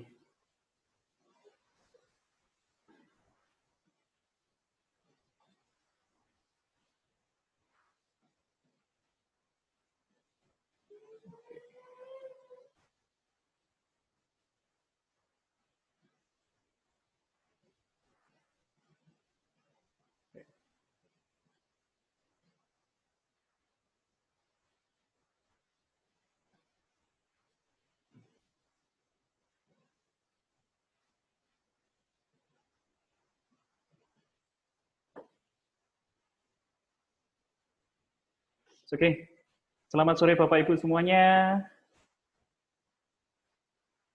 Sore Pak. Terima kasih banyak sudah bergabung dalam forum diskusi kita sore ini. Sebelum kita mulai acaranya, izinkan saya memperkenalkan diri terlebih dahulu. Nama saya adalah Miftahul Hamim, salah satu pengajar bahasa Inggris di Universitas Bina Nusantara di kampus Malang. Dalam kesempatan ini, saya akan mencoba untuk berdiskusi materi mengenai bahasa Inggris. Bapak Ibu semuanya, sebelum kita mulai acara ini, perlu saya tekankan bahwa untuk yang materi sore kita hari ini akan berkaitan dengan bahasa Inggris yang speaking, Bapak Ibu. Kalau pagi tadi mungkin Bapak Ibu sudah bergabung dengan Bu Asi, dengan Bu Chandrika, dan juga Bu Nina. Sore ini berkesempatan dengan saya. Saya harapkan Bapak Ibu semuanya dalam keadaan sehat walafiat di tengah pandemi COVID-19 ini. Kita dihadapkan pada saat kondisi di mana kita beraktivitas kebanyakan di rumah. Kecuali kalau Bapak Ibu mungkin mencari kebutuhan pokok, membeli, baru bisa keluar. Kalau mungkin untuk yang kegiatan yang lain, kebanyakan mungkin dilakukan di rumah. Nah, Bapak Ibu semuanya, sebenarnya ada rekan saya yang mungkin akan bergabung, cuman terkendala dengan konektivitas, sehingga dalam sesi ini kemungkinan nanti akan saya jelaskan sendiri. Nanti pun kalau misalnya rekan saya sudah bisa bergabung, nanti akan lanjut kita. Oh, sudah. Bisra sudah hadir. Oke. Thank you. Oke. Thank you, Bisra. Nah, Terima kasih, ternyata sudah bergabung. Saya kira ini tadi ada gangguan.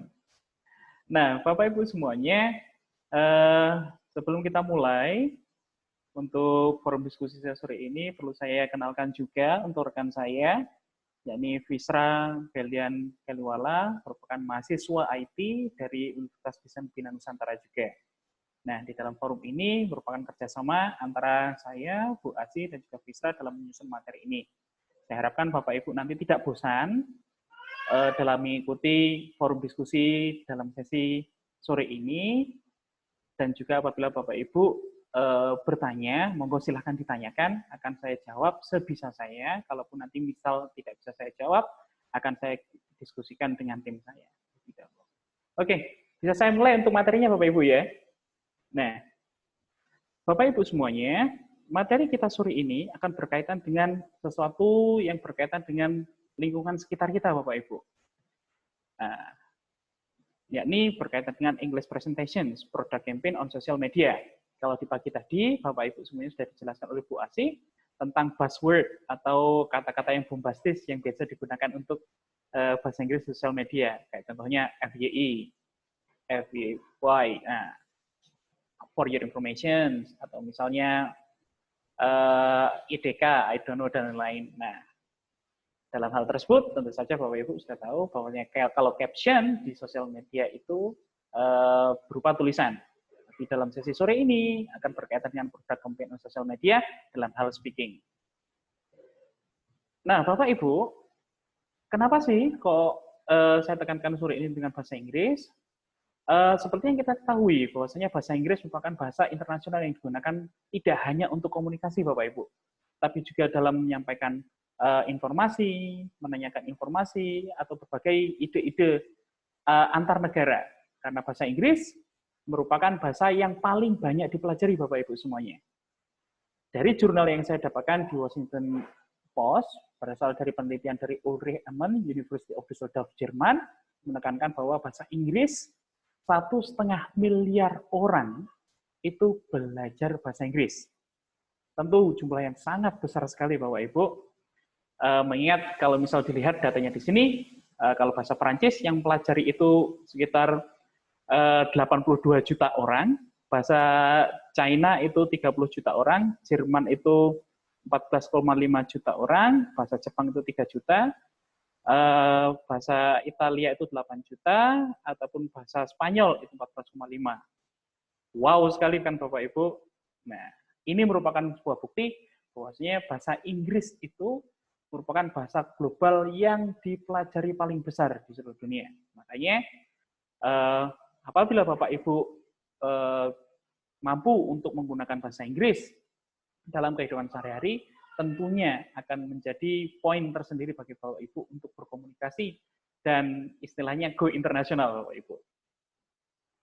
Nah, sebelum kita mulai Bapak Ibu, saya mohon bantuan Bapak Ibu untuk masuk ke menti.com terlebih dahulu.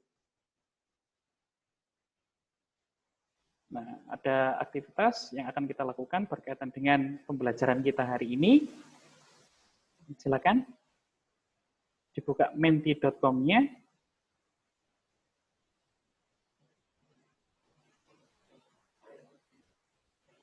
Password-nya. Sebentar. Saya buka terlebih dahulu.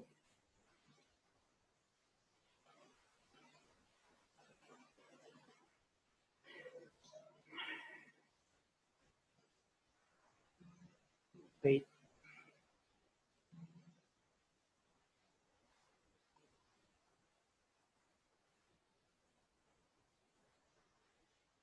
Oke. Bapak Ibu bisa dilihat untuk kodenya di situ. Silakan masuk ke menti.com terlebih dahulu. Terus kemudian silakan masukkan kode 785963. Dengan pertanyaan, which skills of English is the most difficult? Kira-kira dari skill bahasa Inggris itu menurut Bapak Ibu yang paling susah yang mana?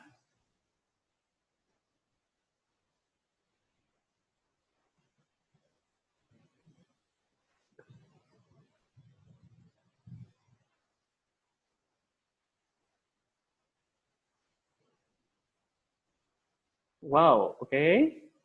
Ada yang listening?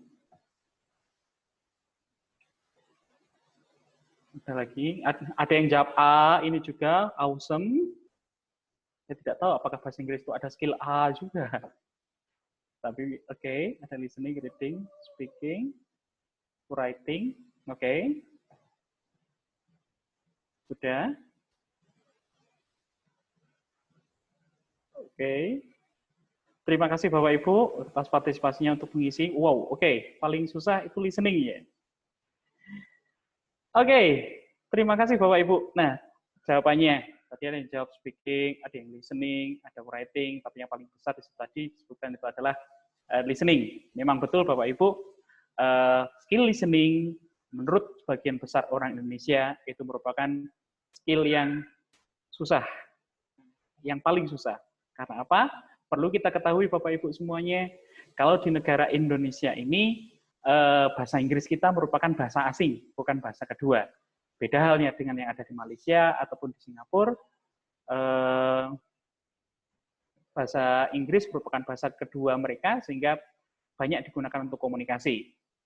Yang menjadi hambatan di Indonesia adalah belajar bahasa Inggris dan mencoba mempraktekannya adalah forum yang digunakan untuk mempraktekkan bahasa Inggris tersebut. Karena kebanyakan apabila kita menggunakan bahasa Inggris untuk komunikasi di lingkungan kita, biasanya dianggap sombong. Kalau dalam orang Jawa biasanya nyebutnya adalah keme-Inggris atau sok menggunakan bahasa Inggris. Padahal ketika kita mindset-nya berpikiran bahwa kita sedang belajar, tentu lazim ketika kita mempraktekkan ilmu yang kita pelajari. Oke, Bapak Ibu semuanya, memang betul sekali bahwasanya belajar bahasa Inggris itu terdiri dari 4 skill, Bapak Ibu. Oke, apa saja skillnya? Skill pokok utama dalam bahasa Inggris itu terdiri dari speaking, writing, listening, maupun reading. Nah, 4 skill ini merupakan skill pokok yang harus dikuasai. Tidak bisa saya katakan bahwasanya orang kalau pintar bahasa Inggris itu hanya cukup untuk skill writing-nya saja, tidak. Tapi harus juga skill dengan yang lainnya. Karena apa?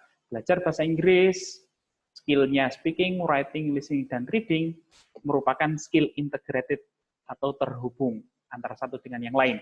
Apabila Bapak Ibu sudah mampu menguasai skill speaking, writing, listening, sama reading, tentunya it will be an awesome thing, Bapak Ibu, untuk belajar, untuk menguasai bahasa Inggrisnya. Oke, Bapak Ibu, seperti yang saya bilang di awal tadi, bahwasanya pokok pembelajaran kita pada sesi ini merupakan speaking. Kenapa kok speaking? Bapak Ibu sekalian, speaking merupakan skill dari bahasa Inggris yang recognizable, paling gampang sekali dilihat orang. Ketika orang itu bisa menggunakan bahasa Inggris untuk berbicara tentunya, untuk speakingnya, tentu orang itu akan dianggap sudah mumpuni untuk belajar bahasa Inggrisnya, untuk penguasaan bahasa Inggrisnya. Yang kedua, speaking juga digunakan untuk persuade, mempengaruhi. Nah, speaking, tentu saja lewat speaking itu kita bisa mempengaruhi orang untuk melakukan sesuatu atau tidak melakukan sesuatu juga. Yang ketiga, speaking juga bisa digunakan untuk alat promosi. Contoh ketika kita menjelaskan sebuah produk, menjelaskan benda di lingkungan kita, menjelaskan tempat-tempat wisata, itu pun juga menggunakan bahasa Inggris, itu merupakan alat promosi juga. Sehingga sangat luar biasa sekali. Wow, mohon maaf saya putar berkali-kali biar capek orang ini wow terus. Nah, Bapak Ibu sekalian, tidak lebih penting lagi, tentunya sangat penting juga, orang yang tidak menyadarinya bahwasanya berbahasa Inggris, menggunakan bahasa Inggris untuk komunikasi, itu juga bisa meningkatkan value sebuah produk. Contoh, kalau misalnya kita berbicara tentang makanan yang ada di Indonesia, contoh makanan pecel gitu aja. Kalau mungkin Bapak Ibu belinya di warteg, itu harganya berkisar antara 10 sampai 15 ribu. Berbeda halnya kalau misalnya Bapak Ibu di restoran terkenal, restoran bintang 5, mereka biasanya tidak menggunakan pecel, menggunakan bahasa Inggris dengan peanut sauce with vegetables. Tentu harganya bukan 10 sampai 15 ribu lagi, tapi bisa menaikkan value dari pecel tersebut dengan menggunakan bahasa Inggris, harganya bisa 75 ribu sampai 200.000. Nah, Bapak Ibu, untuk memulai materi kita, saya akan menunjukkan gambar ini, Bapak Ibu. Bisa dilihat gambarnya, mohon maaf? Bisa, Pak. Oke. Ibu Grace, gambar apa ini? Mohon maaf, Bu Grace. Bisa. Oke, good. Bukan gambar kuda kan, Ibu, ya? Bisa. Oke, terima kasih, Bu Grace. Jawabannya betul sekali, bahwasanya ini adalah gambar gitar. Nah, ada deskripsi di sampingnya seperti ini, Bapak Ibu. Saya bacakan dulu. In my free time, I like to play guitar. A guitar is a musical instrument. It is usually made from wood. It is about 1 meter tall. It has a large eggplant-shaped body with a long, thin neck. It has 6 strings that you pluck to make sounds. It can be the color of wood or can be painted any color. It is expensive and I like it so much. Nah, sering Bapak Ibu semuanya melihat deskripsi seperti ini. Perhatikan Bapak Ibu, saya menebalkan beberapa kata yang di sini. Gitar, wood, 1 meter, eggplant shaped. Oke, mohon maaf. Eggplant shaped itu artinya apa?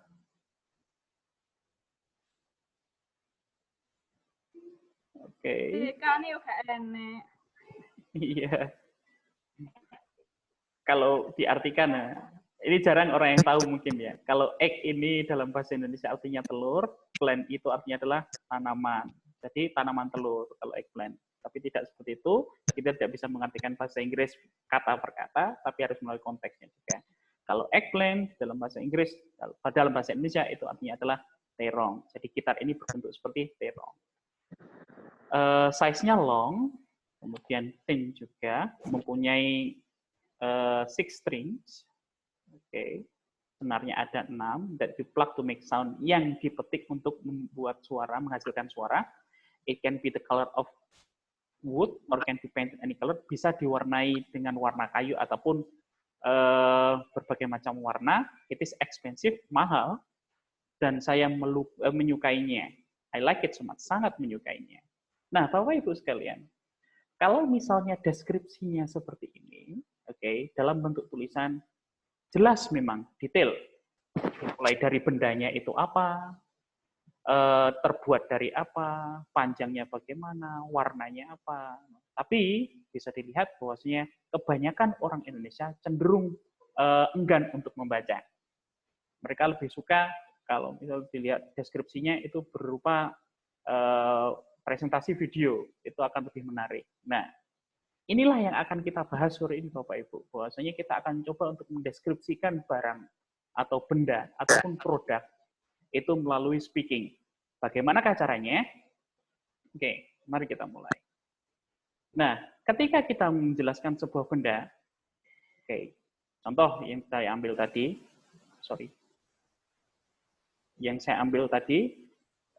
adalah sebuah gitar. Nah, di gitar ini, Bapak Ibu semuanya, akan muncul beberapa pertanyaan. Oke, yang pertama, apa ini? Yang kedua adalah, warnanya bagaimana? What color is it? Yang ketiga adalah, what is it made?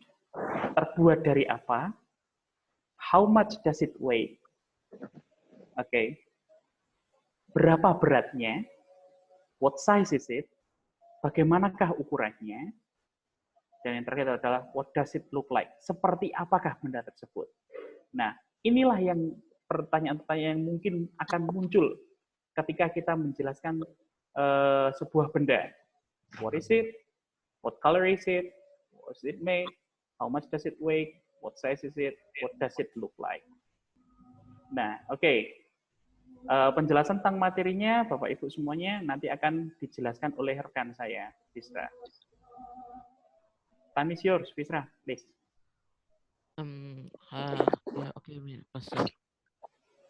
Halo Bapak Ibu, langsung aja ya. What the present? Apa aja sih yang perlu kita sampaikan gitu? Yang pertama itu ada color atau warna, material atau bahan, weight atau berat, size atau ukuran, dan shape atau bentuk. Nah, 5 komponen ini merupakan dasar kita untuk mendeskripsikan suatu hal seperti produk dan sebagainya. Nah, kita masuk nih pada color dan material. Pak, boleh next. Nah, color and material. Bapak Ibu tentu pasti udah tahu kan mengenai warna dan bahan dalam bahasa Indonesia. Itu pun juga sama-sama dalam bahasa Inggris. Kayak misalnya white, red, white atau putih, red atau merah, yellow atau kuning, blue atau biru, black atau hitam, gray atau abu-abu, purple atau ungu, dan brown atau coklat. Terus ada juga material. Material itu seperti wood atau kayu, stone, batu, paper atau kertas, metal atau besi,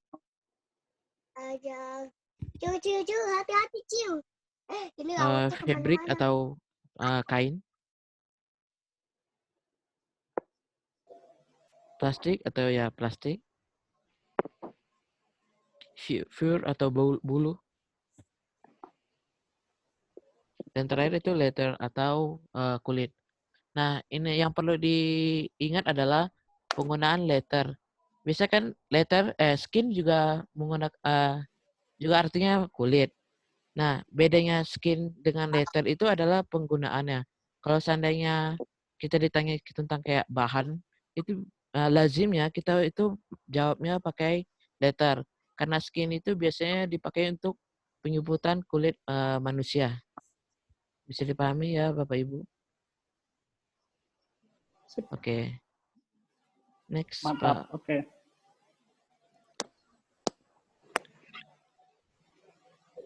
Nah, kemudian kita masuk ke weight and size atau berat dan bentuk.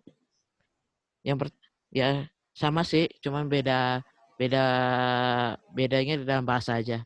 Kayak misalnya height itu atau berat, heavy berat, light atau ringan,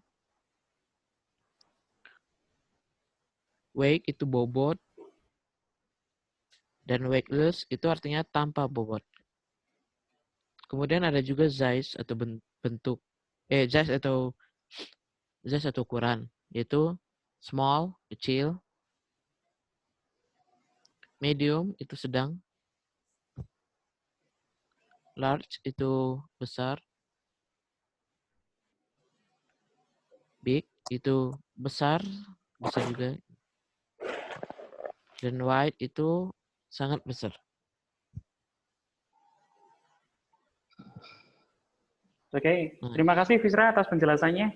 Ya, perlu diingat tadi Bapak Ibu, ya kalau misalnya kita mengulang kembali tentang apa yang disebut sebagai color and material ini tadi, perlu diperhatikan bahwasanya yang namanya metal di sini bukan arti aliran musik, bukan, tapi metal di sini adalah sama dengan iron ataupun steel, yakni besi. Nah, itu yang perlu diperhatikan Bapak Ibu. Maksudnya tadi ketika kita menjelaskan benda, perlu yang kita ketahui adalah nama benda tersebut, terus kemudian color-nya apa, materialnya apa, terus kemudian dilanjutkan menggunakan weight and size-nya juga dijelaskan.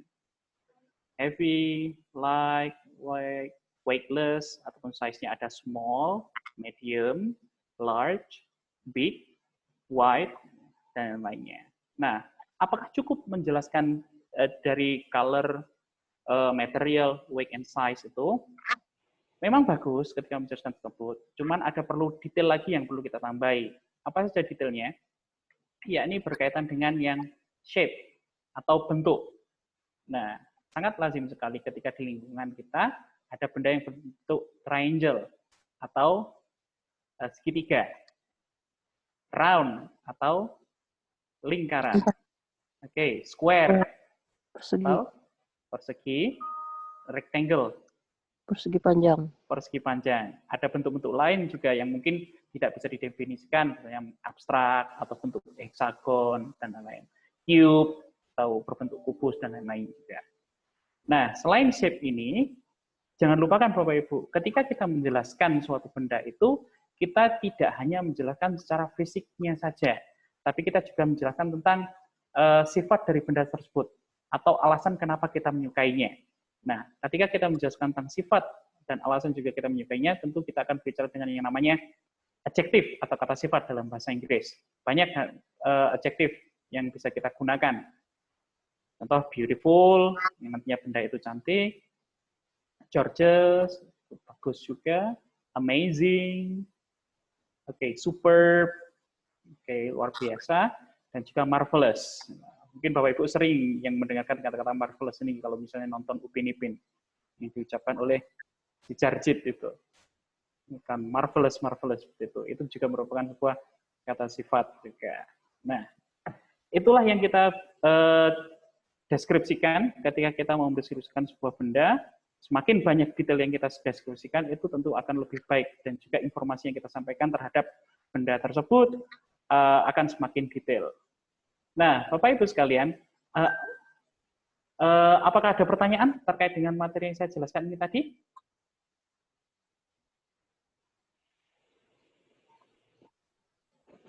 Enggak, Pak. Oke, sudah cukup jelas ya? Semoga tidak membingungkan dan tidak membuat Bapak Ibu semuanya pusing melihatnya. Sangat simpel sekali kok. Nah, Bapak Ibu sekalian, kalau misalnya tidak ada pertanyaan, coba sekarang kita praktekkan dari apa yang kita pelajari tadi. Let's try. Mungkin Bapak Ibu sudah tahu ini semuanya ya. Ini lukisan terkenal sekali. Sekarang silakan. Bu Asih, mungkin apakah masih ikut?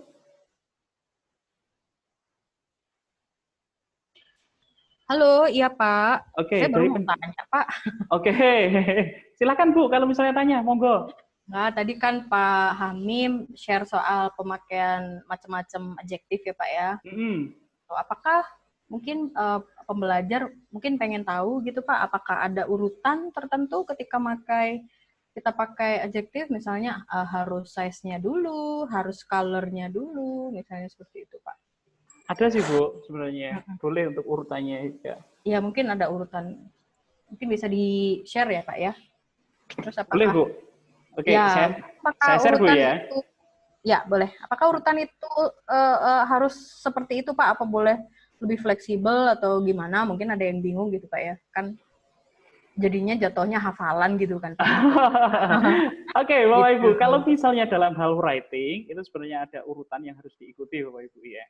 Tentang penjelasan dari deskripsi dari sebuah benda. Coba saya share-kan dulu.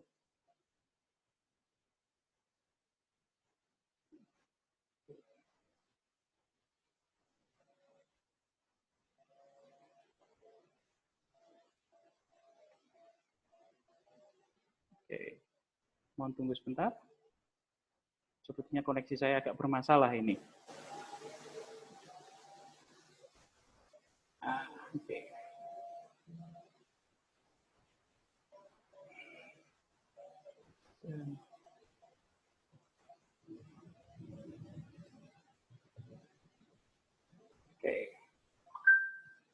Oke, apakah sudah terlihat Bapak Ibu? Bu Asih sudah terlihat? Sudah. Oke, siap.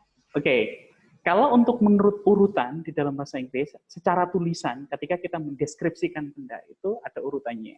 Ya, ini berkaitan dengan color-nya terlebih dahulu, terus kemudian materialnya apa, weight-nya seberapa berat, size-nya bagaimana, dan shape-nya. Nah, ini yang harus diikuti ketika kita menuliskan atau mendeskripsikan benda secara tertulis dalam hal writing. Tapi perlu perhatikan Bapak Ibu bahwa dalam hal speaking kita tidak menitik beratkan kepada urutan ini. Oke, apa yang kita tentu kalau misalnya kita menjelaskan secara berurut ini bagus. Tapi apabila kita contoh masih belum hafal tentang urutannya, terus kemudian ingin menjelaskan itu apakah harus baku mengikuti ini, tentu tidak Bapak Ibu. Bapak Ibu boleh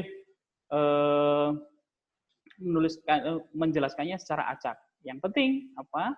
Informasi yang kita sampaikan itu tersampaikan dengan baik. Jadi seperti itu Bu Asih. Oke, terima kasih Pak Hamid. Sama-sama. Oke. Ada yang lain yang ditanyakan? Silakan.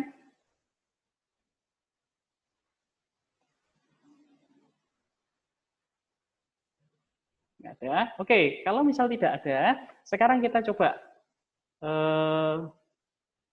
untuk prakteknya Bapak Ibu. Nah,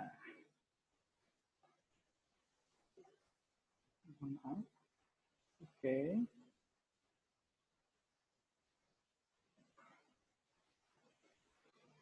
Oke, saya akan menunjuk beberapa partisipan yang ada di sini untuk mencoba mendeskripsikan gambar yang ada di sini.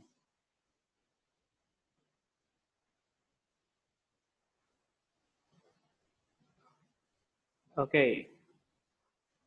Bu Asi, boleh minta bantuannya untuk mendeskripsikan benda yang di samping ini Ya, tadi? Pak. Yang Oke. saya tunjukkan ini? Apa nih? Lukisannya atau gambar yang saya lihat ini, Pak? Lukisannya, Bu. Lukisannya ya. Mm-mm. Okay. It's rectangular. It's dark. The color is dark. Ini warnanya apa? Brown, probably brown and dark green.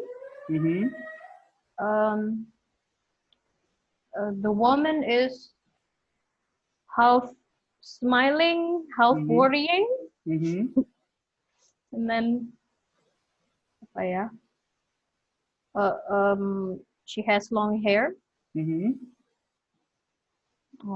and because I'm not really sure about the size of the picture, I'd say it is small. Good. What about the shape of this picture? It's rectangular. Okay, awesome. Thank you, Bu Asi. Oke, siap Bapak. Okay. Next, okay. Nah, this is a very famous statue which we can find in Japan. If you visit Japan, this is a very famous figure in our nations, of course. One of our hero. Okay, salah satu pahlawan kita, ini Jenderal Sudirman. Oke, coba Pak Pandu. Ya, Bapak. Okay, can you try to describe about this statue? Patung ini apakah boleh dijelaskan? Ya, ini patung Jenderal Sudirman, Pak Amin. Okay, in English. Ya. Coba try to describe that.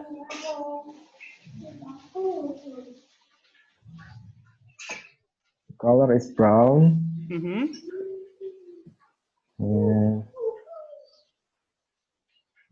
The sky is blue, and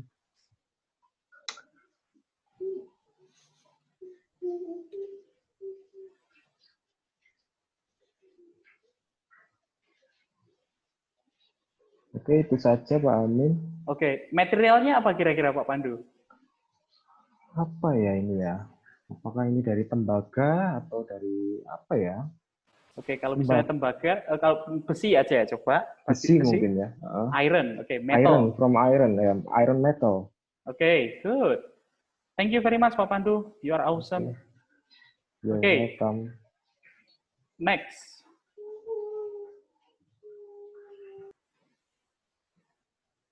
Oke. Nah, ini tentu saja Bapak Ibu sudah tahu semuanya yang ada di negara kita. National Monument atau Monas. Oke. Bu Vida? Halo? Bu Vida, Yes. apakah ada di sana? Oke. Would you mind to describe this picture, please? The sky is blue. The monument is tall. The grass is green. I think enough. Okay, what about the material of that monument? I think what is called it, Pak? I have no idea. Okay. Oh, maybe gold. Konkret. Ada yang ujungnya ada gold-nya, betul. Yes. Terus ada konkretnya juga, beton. Oke, itu aja Bu Vida? Ya, itu saja Bapak. Oke, thank you very much. You are awesome. An excellent explanation. Pleasure. Oke. Luar biasa sekali Bapak Ibu semuanya. Tadi sudah dijelaskan bahwasanya yang tadi mulai dari gambar pertama, it's a picture of Mona Lisa, the color is brown, and the shape is rectangle. Also the statue of Jenderal Sudirman. The color is brown. It is made of metal, and it is tall, and many kinds of other. It's an excellent way how to describe something. Sangat luar biasa sekali ketika kita menjelaskan itu. Semakin banyak detail yang kita jelaskan, itu akan semakin bagus, karena akan sangat mudah dipahami oleh orang lain. Nah, oke, Bapak Ibu semuanya, setelah itu, silakan Bapak Ibu untuk membuka kahoot.it.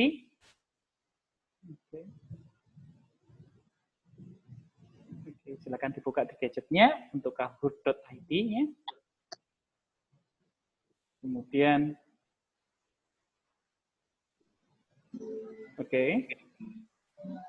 Sudah dibuka Bapak Ibu? Sedang loading, Pak. Oke. Masalah koneksi ya. Sudah? Oke, sudah Pak. Minta PIN-nya.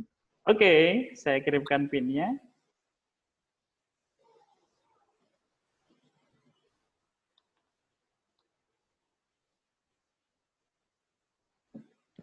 Oke, Bapak Ibu semuanya silakan di PIN-nya di sini 7026128. Silakan gunakan nama Bapak Ibu. Akan coba kita lihat untuk have fun saja sih sebenarnya Bapak Ibu.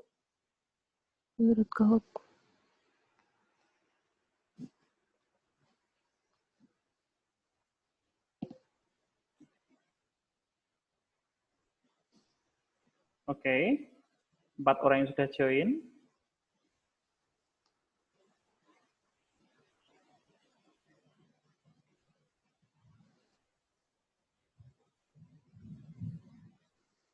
.it 7026128.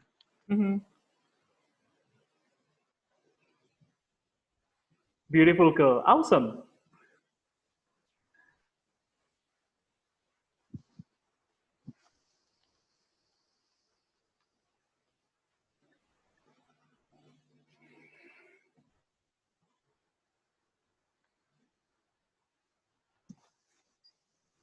Berkurang 1.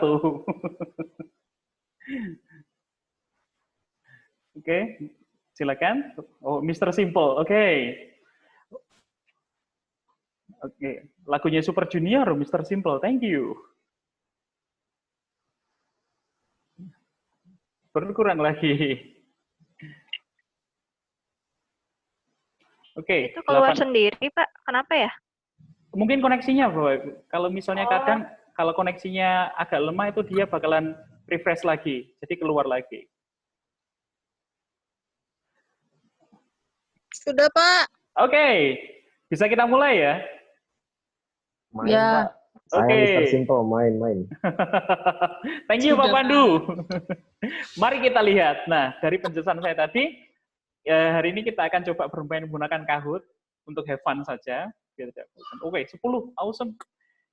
Kita buka ya. Kita mulai sekarang. Terima kasih sudah berpartisipasi. Oke, kita mulai.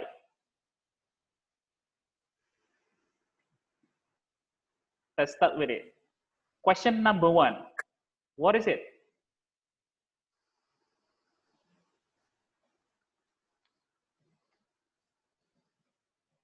Apa sih? Share. Saya nggak bisa buka, Pak. Share aja saya jawab. Oke, Bu Kris nggak bisa ya? Ya. Oke, mohon maaf Bu Kris. Nanti bisa lanjut. Oke, bisa kita lihat hasilnya. Mana sih? Di layar kelihatan nggak Bu Kris? Ya, ya kelihatan. Oke, sekarang dilihat di situ. Nah, kita lihat siapa yang jawab kira-kira. Oke.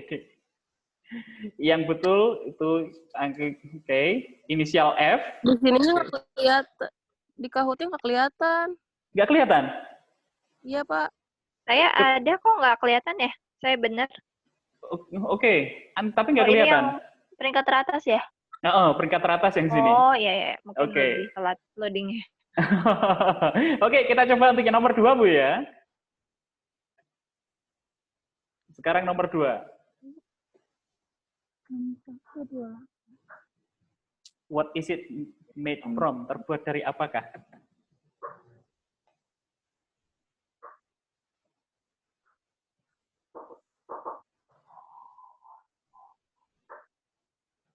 Oke. Sudah dijawab semuanya. Let's try to find. Siapa yang jawab benar? Oke. F lagi yang paling atas. Terus kemudian diikuti oleh Beautiful Girl, Mr. Simple, Helena, dan Asi. Ini biasanya. Oke. Terus lagi. Awesome. Sekarang lanjut untuk pertanyaan ketiga.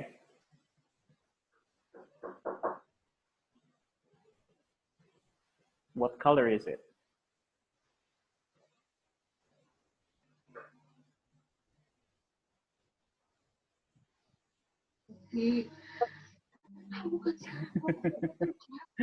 Oke, sudah jawab semuanya. Mari kita lihat. Jawabannya tentu warna dari dompet itu tadi adalah black atau hitam. Kita lihat di sini tadi. Oke. Oke, mulai naik. Beautiful girl. Awesome. Oke. Helena has the highest answer stick of 3. Nice, Helena. Oke, next. Nomor 4.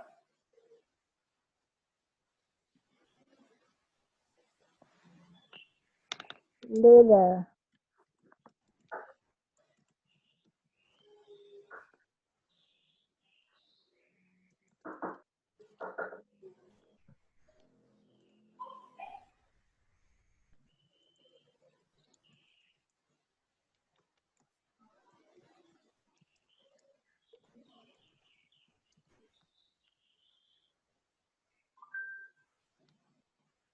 Oke, awesome.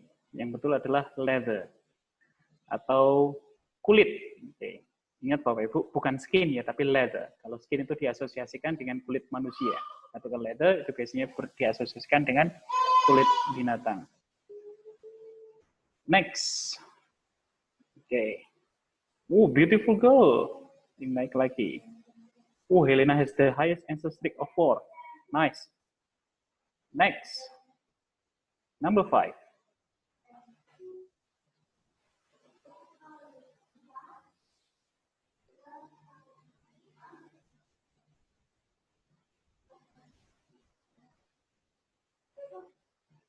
Oke.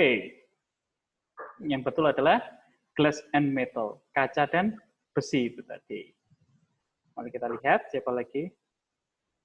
Masih beautiful girl. Helena sudah mulai. Oke, nice. Next. Pertanyaan ke-6.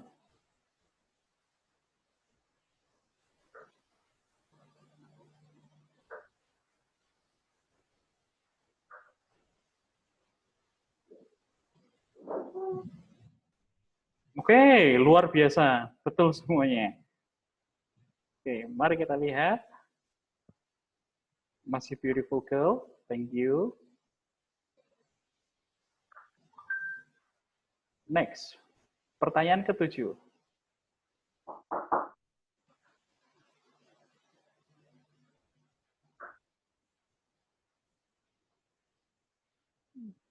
Anak pink.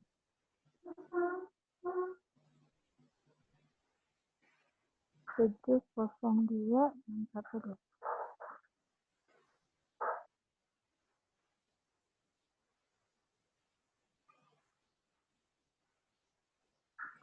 Oke. Tadi, jawabannya adalah rectangle atau persegi panjang. Oke. Next. Masih beautiful girl. Excellent. What is it made from? Terbuat dari apakah?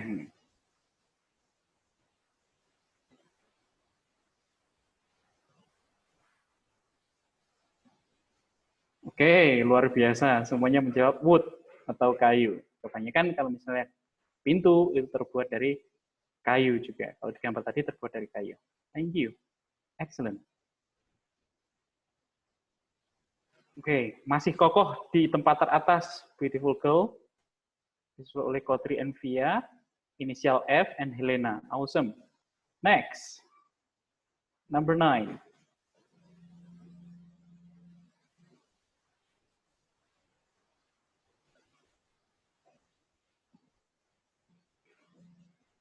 Apakah ini? Oke. Ada yang menjawab clothes. Kalau clothes itu artinya adalah baju. Kalau spoon itu artinya adalah sendok. Kalau gambar tadi tentunya bukan baju tapi sendok. Nah. Oke, beautiful girl. Masih berdiri di atas. Oke. Number 10. What is it made from? Terbuat dari apakah?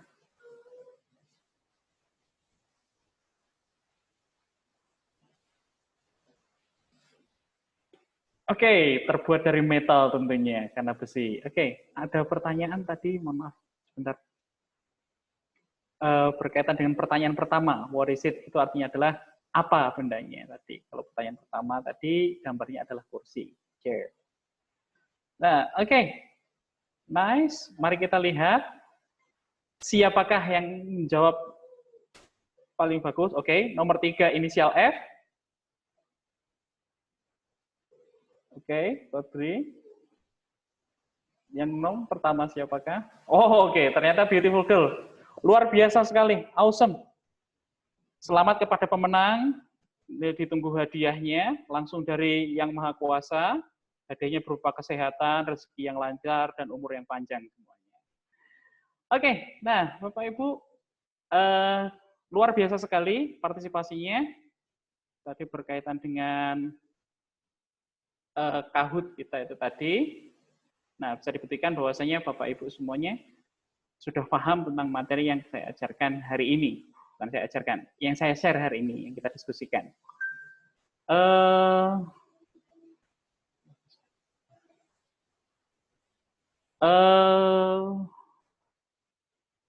Pertanyaan, oke, oh masih. Oh, terima kasih Bu Asi. Mohon maaf, panitia tidak bisa menyediakan hadiah ini tadi. Hadiahnya bisa langsung dari Yang Maha Kuasa saja. Ada pertanyaan dari Bu Kandika, Bapak kalau mau cari jasa translate buat buku atau blog ada rekomendasi nggak? Kalau jasa translate kan banyak, Bapak Ibu. Kalau untuk yang translate itu baik bahasa Inggris ke Indonesia ataupun bisa bahasa Inggris, kebetulan ada teman saya juga, rekan saya di Binus Malang yang menyediakan jasa translate juga. Nanti bisa menghubungi Bu Asih. Itu expertnya dalam terjemahan. Oke. Apa Pak? Kenapa Pak? Ada pertanyaan dari Bu Kandika, Bu Asih. Oh iya. Apa ada translate? Berkaitan dengan translate ini, kalau misalnya translate, apakah ada blog yang menyediakan untuk translate buat buku atau blog itu? Boleh kok Bu. Nanti bisa menghubungi Bu Asih. Bu Asih bisa kan ya? Boleh. Oke. Sekalian promosi, nggak apa-apa Bu ya. Itu Pak ya. Jadi out of topic ini. It's okay, nggak apa-apa. Nah, forum diskusi tidak harus selalu yang dibicarakan tanya di topik. Tapi kalau misalnya ada hal lain yang kiranya bisa ditanyakan, boleh. Itu jawabannya bukan Dika. Nanti oh iya, boleh minta kontaknya kalau begitu. Oke, Bu Asih boleh nanti kontaknya nanti. Ya, baik. Bukan Dika. Baik. Oke, ada yang ditanyakan lagi Bapak Ibu berkait dengan materi kita hari ini?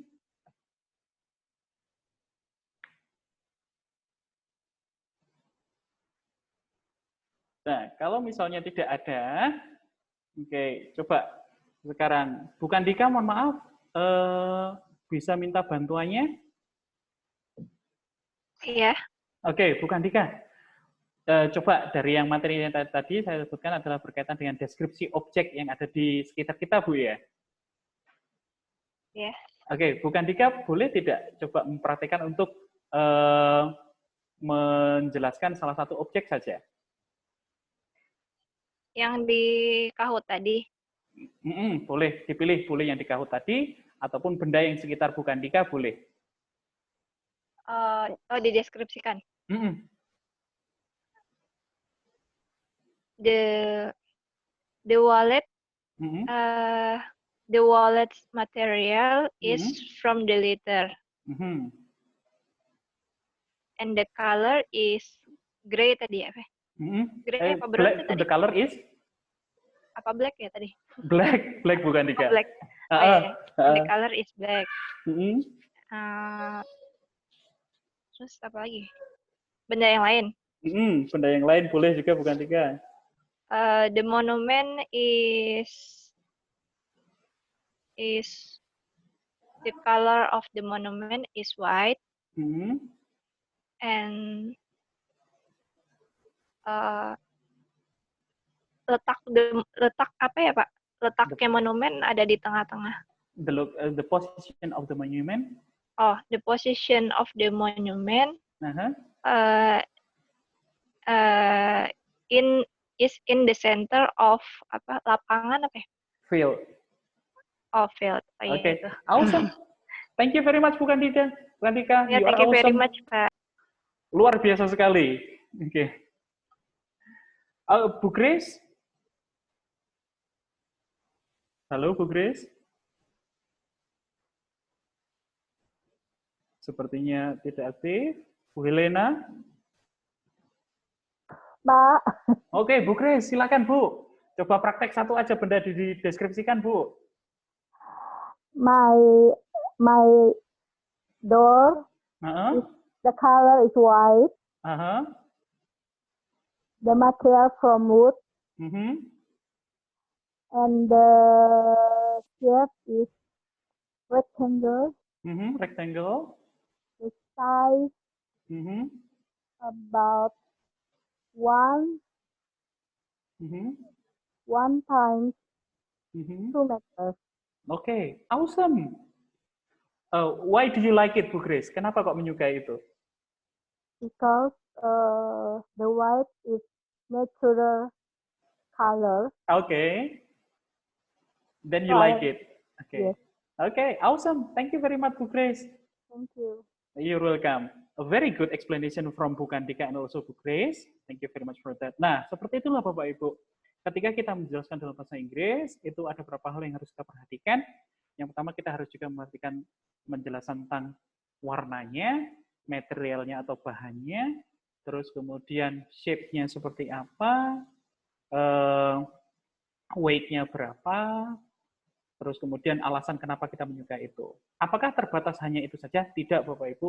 Bapak Ibu boleh menambahkan detail yang sekiranya bisa melengkapi untuk deskripsi tersebut. Ingat, tidak hanya terbatas pada satu objek benda saja, tapi Bapak Ibu juga boleh menjelaskan tentang tempat. Kayak contohnya sekarang kan sangat marak sekali tentang bagaimana presentasi tempat wisata. Banyak tempat wisata di sekitar kita boleh kita jelaskan juga.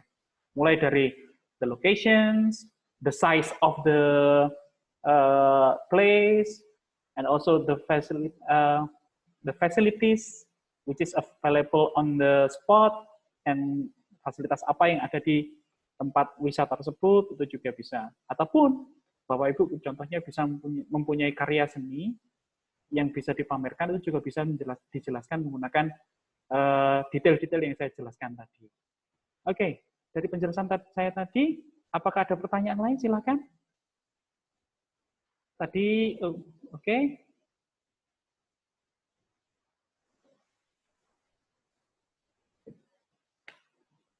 Tidak ada?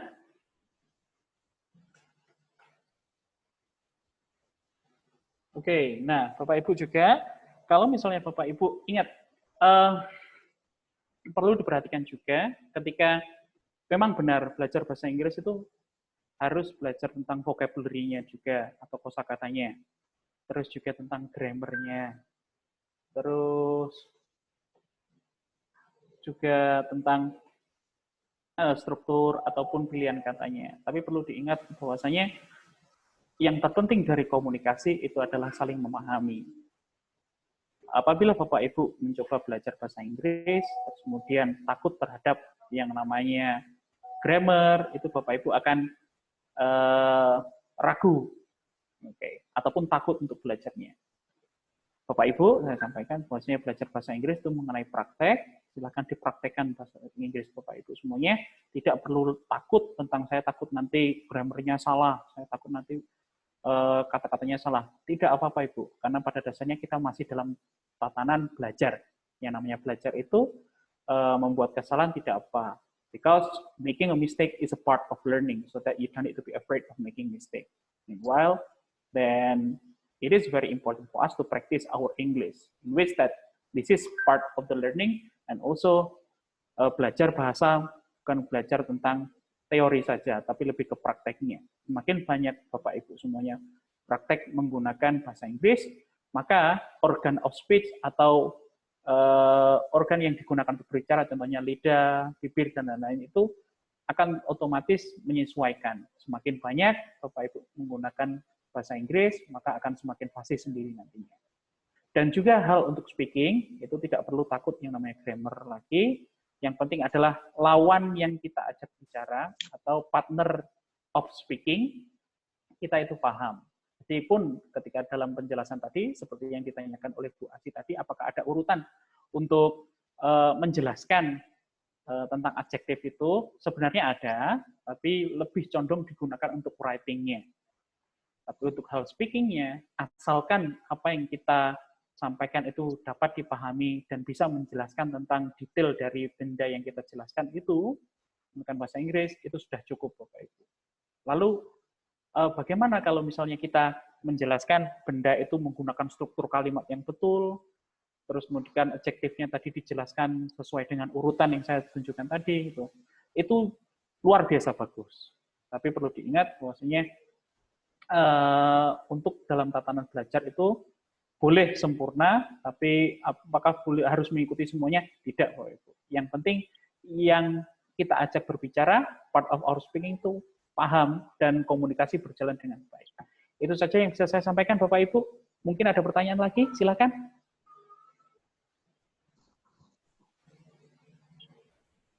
Oke, tidak ada. Oke, Bu Yudis, mohon maaf. Bu Santi atau Bu Yudis? Halo, Pak Amin. Oke, Bu Santi, mohon maaf untuk... Ya, mohon maaf, Bu Yudis pindah ke room sebelah karena laptopnya mau mati ya. Siap. Terima kasih, Bu Santi. Oke, terima kasih, Pak Hamim. Ya, baik. Itu aja sekiranya bisa sampaikan ke teman-teman di forum kita sore ini, Bu Santi.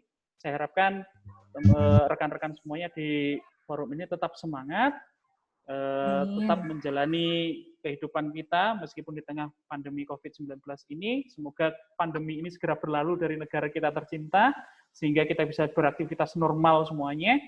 Dan juga tetap, saya juga sebenarnya kangen ngajar mahasiswa itu ketika berada di kelas, tidak melalui online nih, karena bagi saya mengajar di kelas itu lebih menyenangkan, bisa berkomunikasi langsung dengan mahasiswa. Itu aja. Terima kasih banyak atas partisipasinya. Semuanya tetap semangat semuanya. Keep practice your English everyone. Thank you very much. Terima kasih Pak Hamim. Thank you Pak Hamim. Everyone. Oke, kita bisa langsung next ya Pak Hasan ya. Ke Bu Mufida. Bu Mufida udah hadir? Sudah. Saya dulu. Oke, silahkan Bu Mufida. Waktu dan tempat saya persilahkan ya. Saya persilahkan kepada Saudara Maria untuk membuka sesi pada sore hari ini. Oke, baik. Selamat sore Bapak Ibu. Untuk sesi selanjutnya, kita akan membahas topiknya tentang peran dan fungsi bahasa Indonesia dalam komunikasi interpersonal di era digital, yang akan disampaikan oleh Ibu Mufida Nur Amalia, SPD, MPD, dan selaku saya, moderator pada sesi ini. Kepada Ibu Mufida, apakah sudah siap untuk menyampaikan materi, Bu? Ya, saya sudah siap, Saudara Maria. Oke, baik. Silakan dimulai, Bu. Baik, apa kabar Bapak Ibu semuanya? Baik, Bu. Baik. Iya. Apakah layar yang saya bagikan sudah muncul, Bapak Ibu? Sudah, Bu. Sudah Bu. Ya. Sudah, Bu. Seperti pepatah mengatakan bahwa tak kenal maka tak sayang. Ya, sebelumnya saya ingin mengetahui latar belakang profesi dari Bapak Ibu dulu ya. Silakan satu persatu, Ibu, Bapak, secara singkat saja.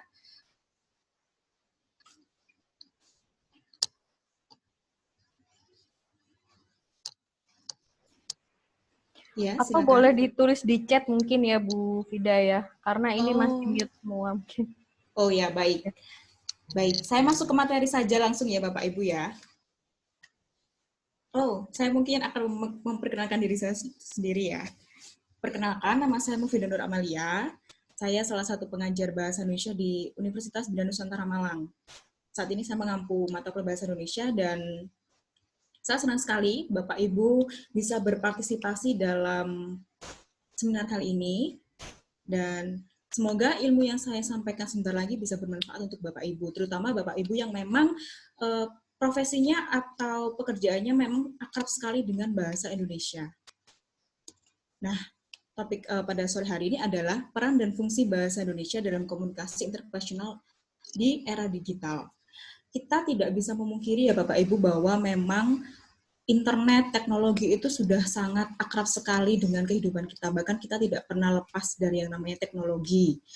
Dari mulai sosial media, bahwa sosial media itu adalah salah satu ciri bahwa teknologi itu memang ada. Dan ketika kita menggunakan sosial media, kadang kita lupa gitu bahwa kita ini bangsa Indonesia. Kita harus bisa menerapkan kaidah berbahasa yang baik, kita harus bisa menerapkan penggunaan kosakata yang baik, kita harus bisa berbahasa dengan santun seperti yang materi sudah disampaikan Pak Pandu tadi. Nah, bagaimana sih cara mengantisipasinya gitu kan? Kenapa kok orang-orang itu lebih familiar dengan kata download daripada kata unduh? Nah, padanan istilah download dalam bahasa Indonesia itu dikenal dengan unduh. Banyak masyarakat yang lebih akrab dengan kata upload daripada mengunggah. Nah, itu. Kita akan membahas sedikit tentang itu pada sore hari ini. Sebelum kita masuk, saya mulai dulu dengan sedikit pendahuluan tentang sejarah bahasa Indonesia.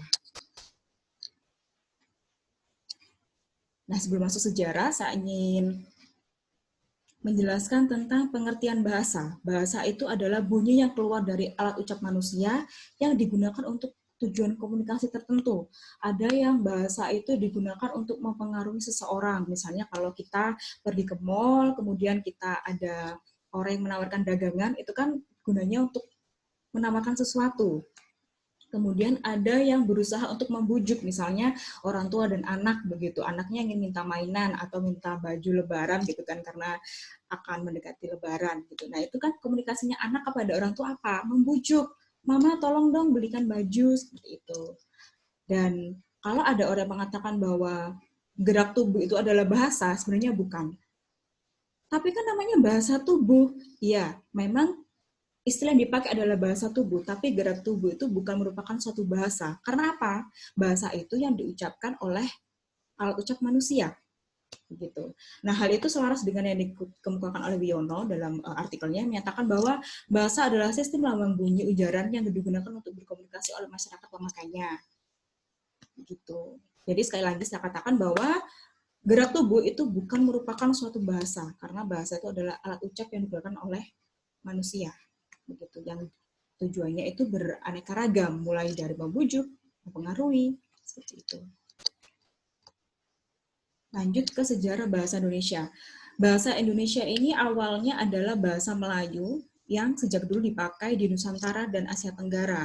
Karena memang lokasi Indonesia kan strategis ya, maka dari itu banyak pedagang-pedagang yang akhirnya masuk ke Indonesia dan mempergunakan bahasa Melayu sampai ke Nusantara. Dan itu sudah ada sejak zaman Kerajaan Sriwijaya pada abad ke-7. Nah, bahasa Indonesia sendiri itu sebagai bahasa nasional sejak adanya peristiwa Sumpah Pemuda pada tanggal 28 Oktober 1928. Pada peristiwa itu, semua pemuda-pemudi di Indonesia berkumpul untuk berikrar. Nah, ikrarnya seperti ini yang sudah terlihat pada layar, bahwa yang pertama adalah kami putra dan putri Indonesia mengaku bertumpah darah yang satu, tanah air Indonesia. Kemudian yang kedua adalah kami putra dan putri Indonesia mengaku berbangsa yang satu, bangsa Indonesia. Dan ketiga, kami putra dan putri Indonesia menjunjung bahasa persatuan bahasa Indonesia. Kemudian bahasa Indonesia ini digunakan sebagai bahasa nasional itu dikukuhkan pada tahun 18 Agustus 1945 sejalan dengan penetapan Undang-Undang Dasar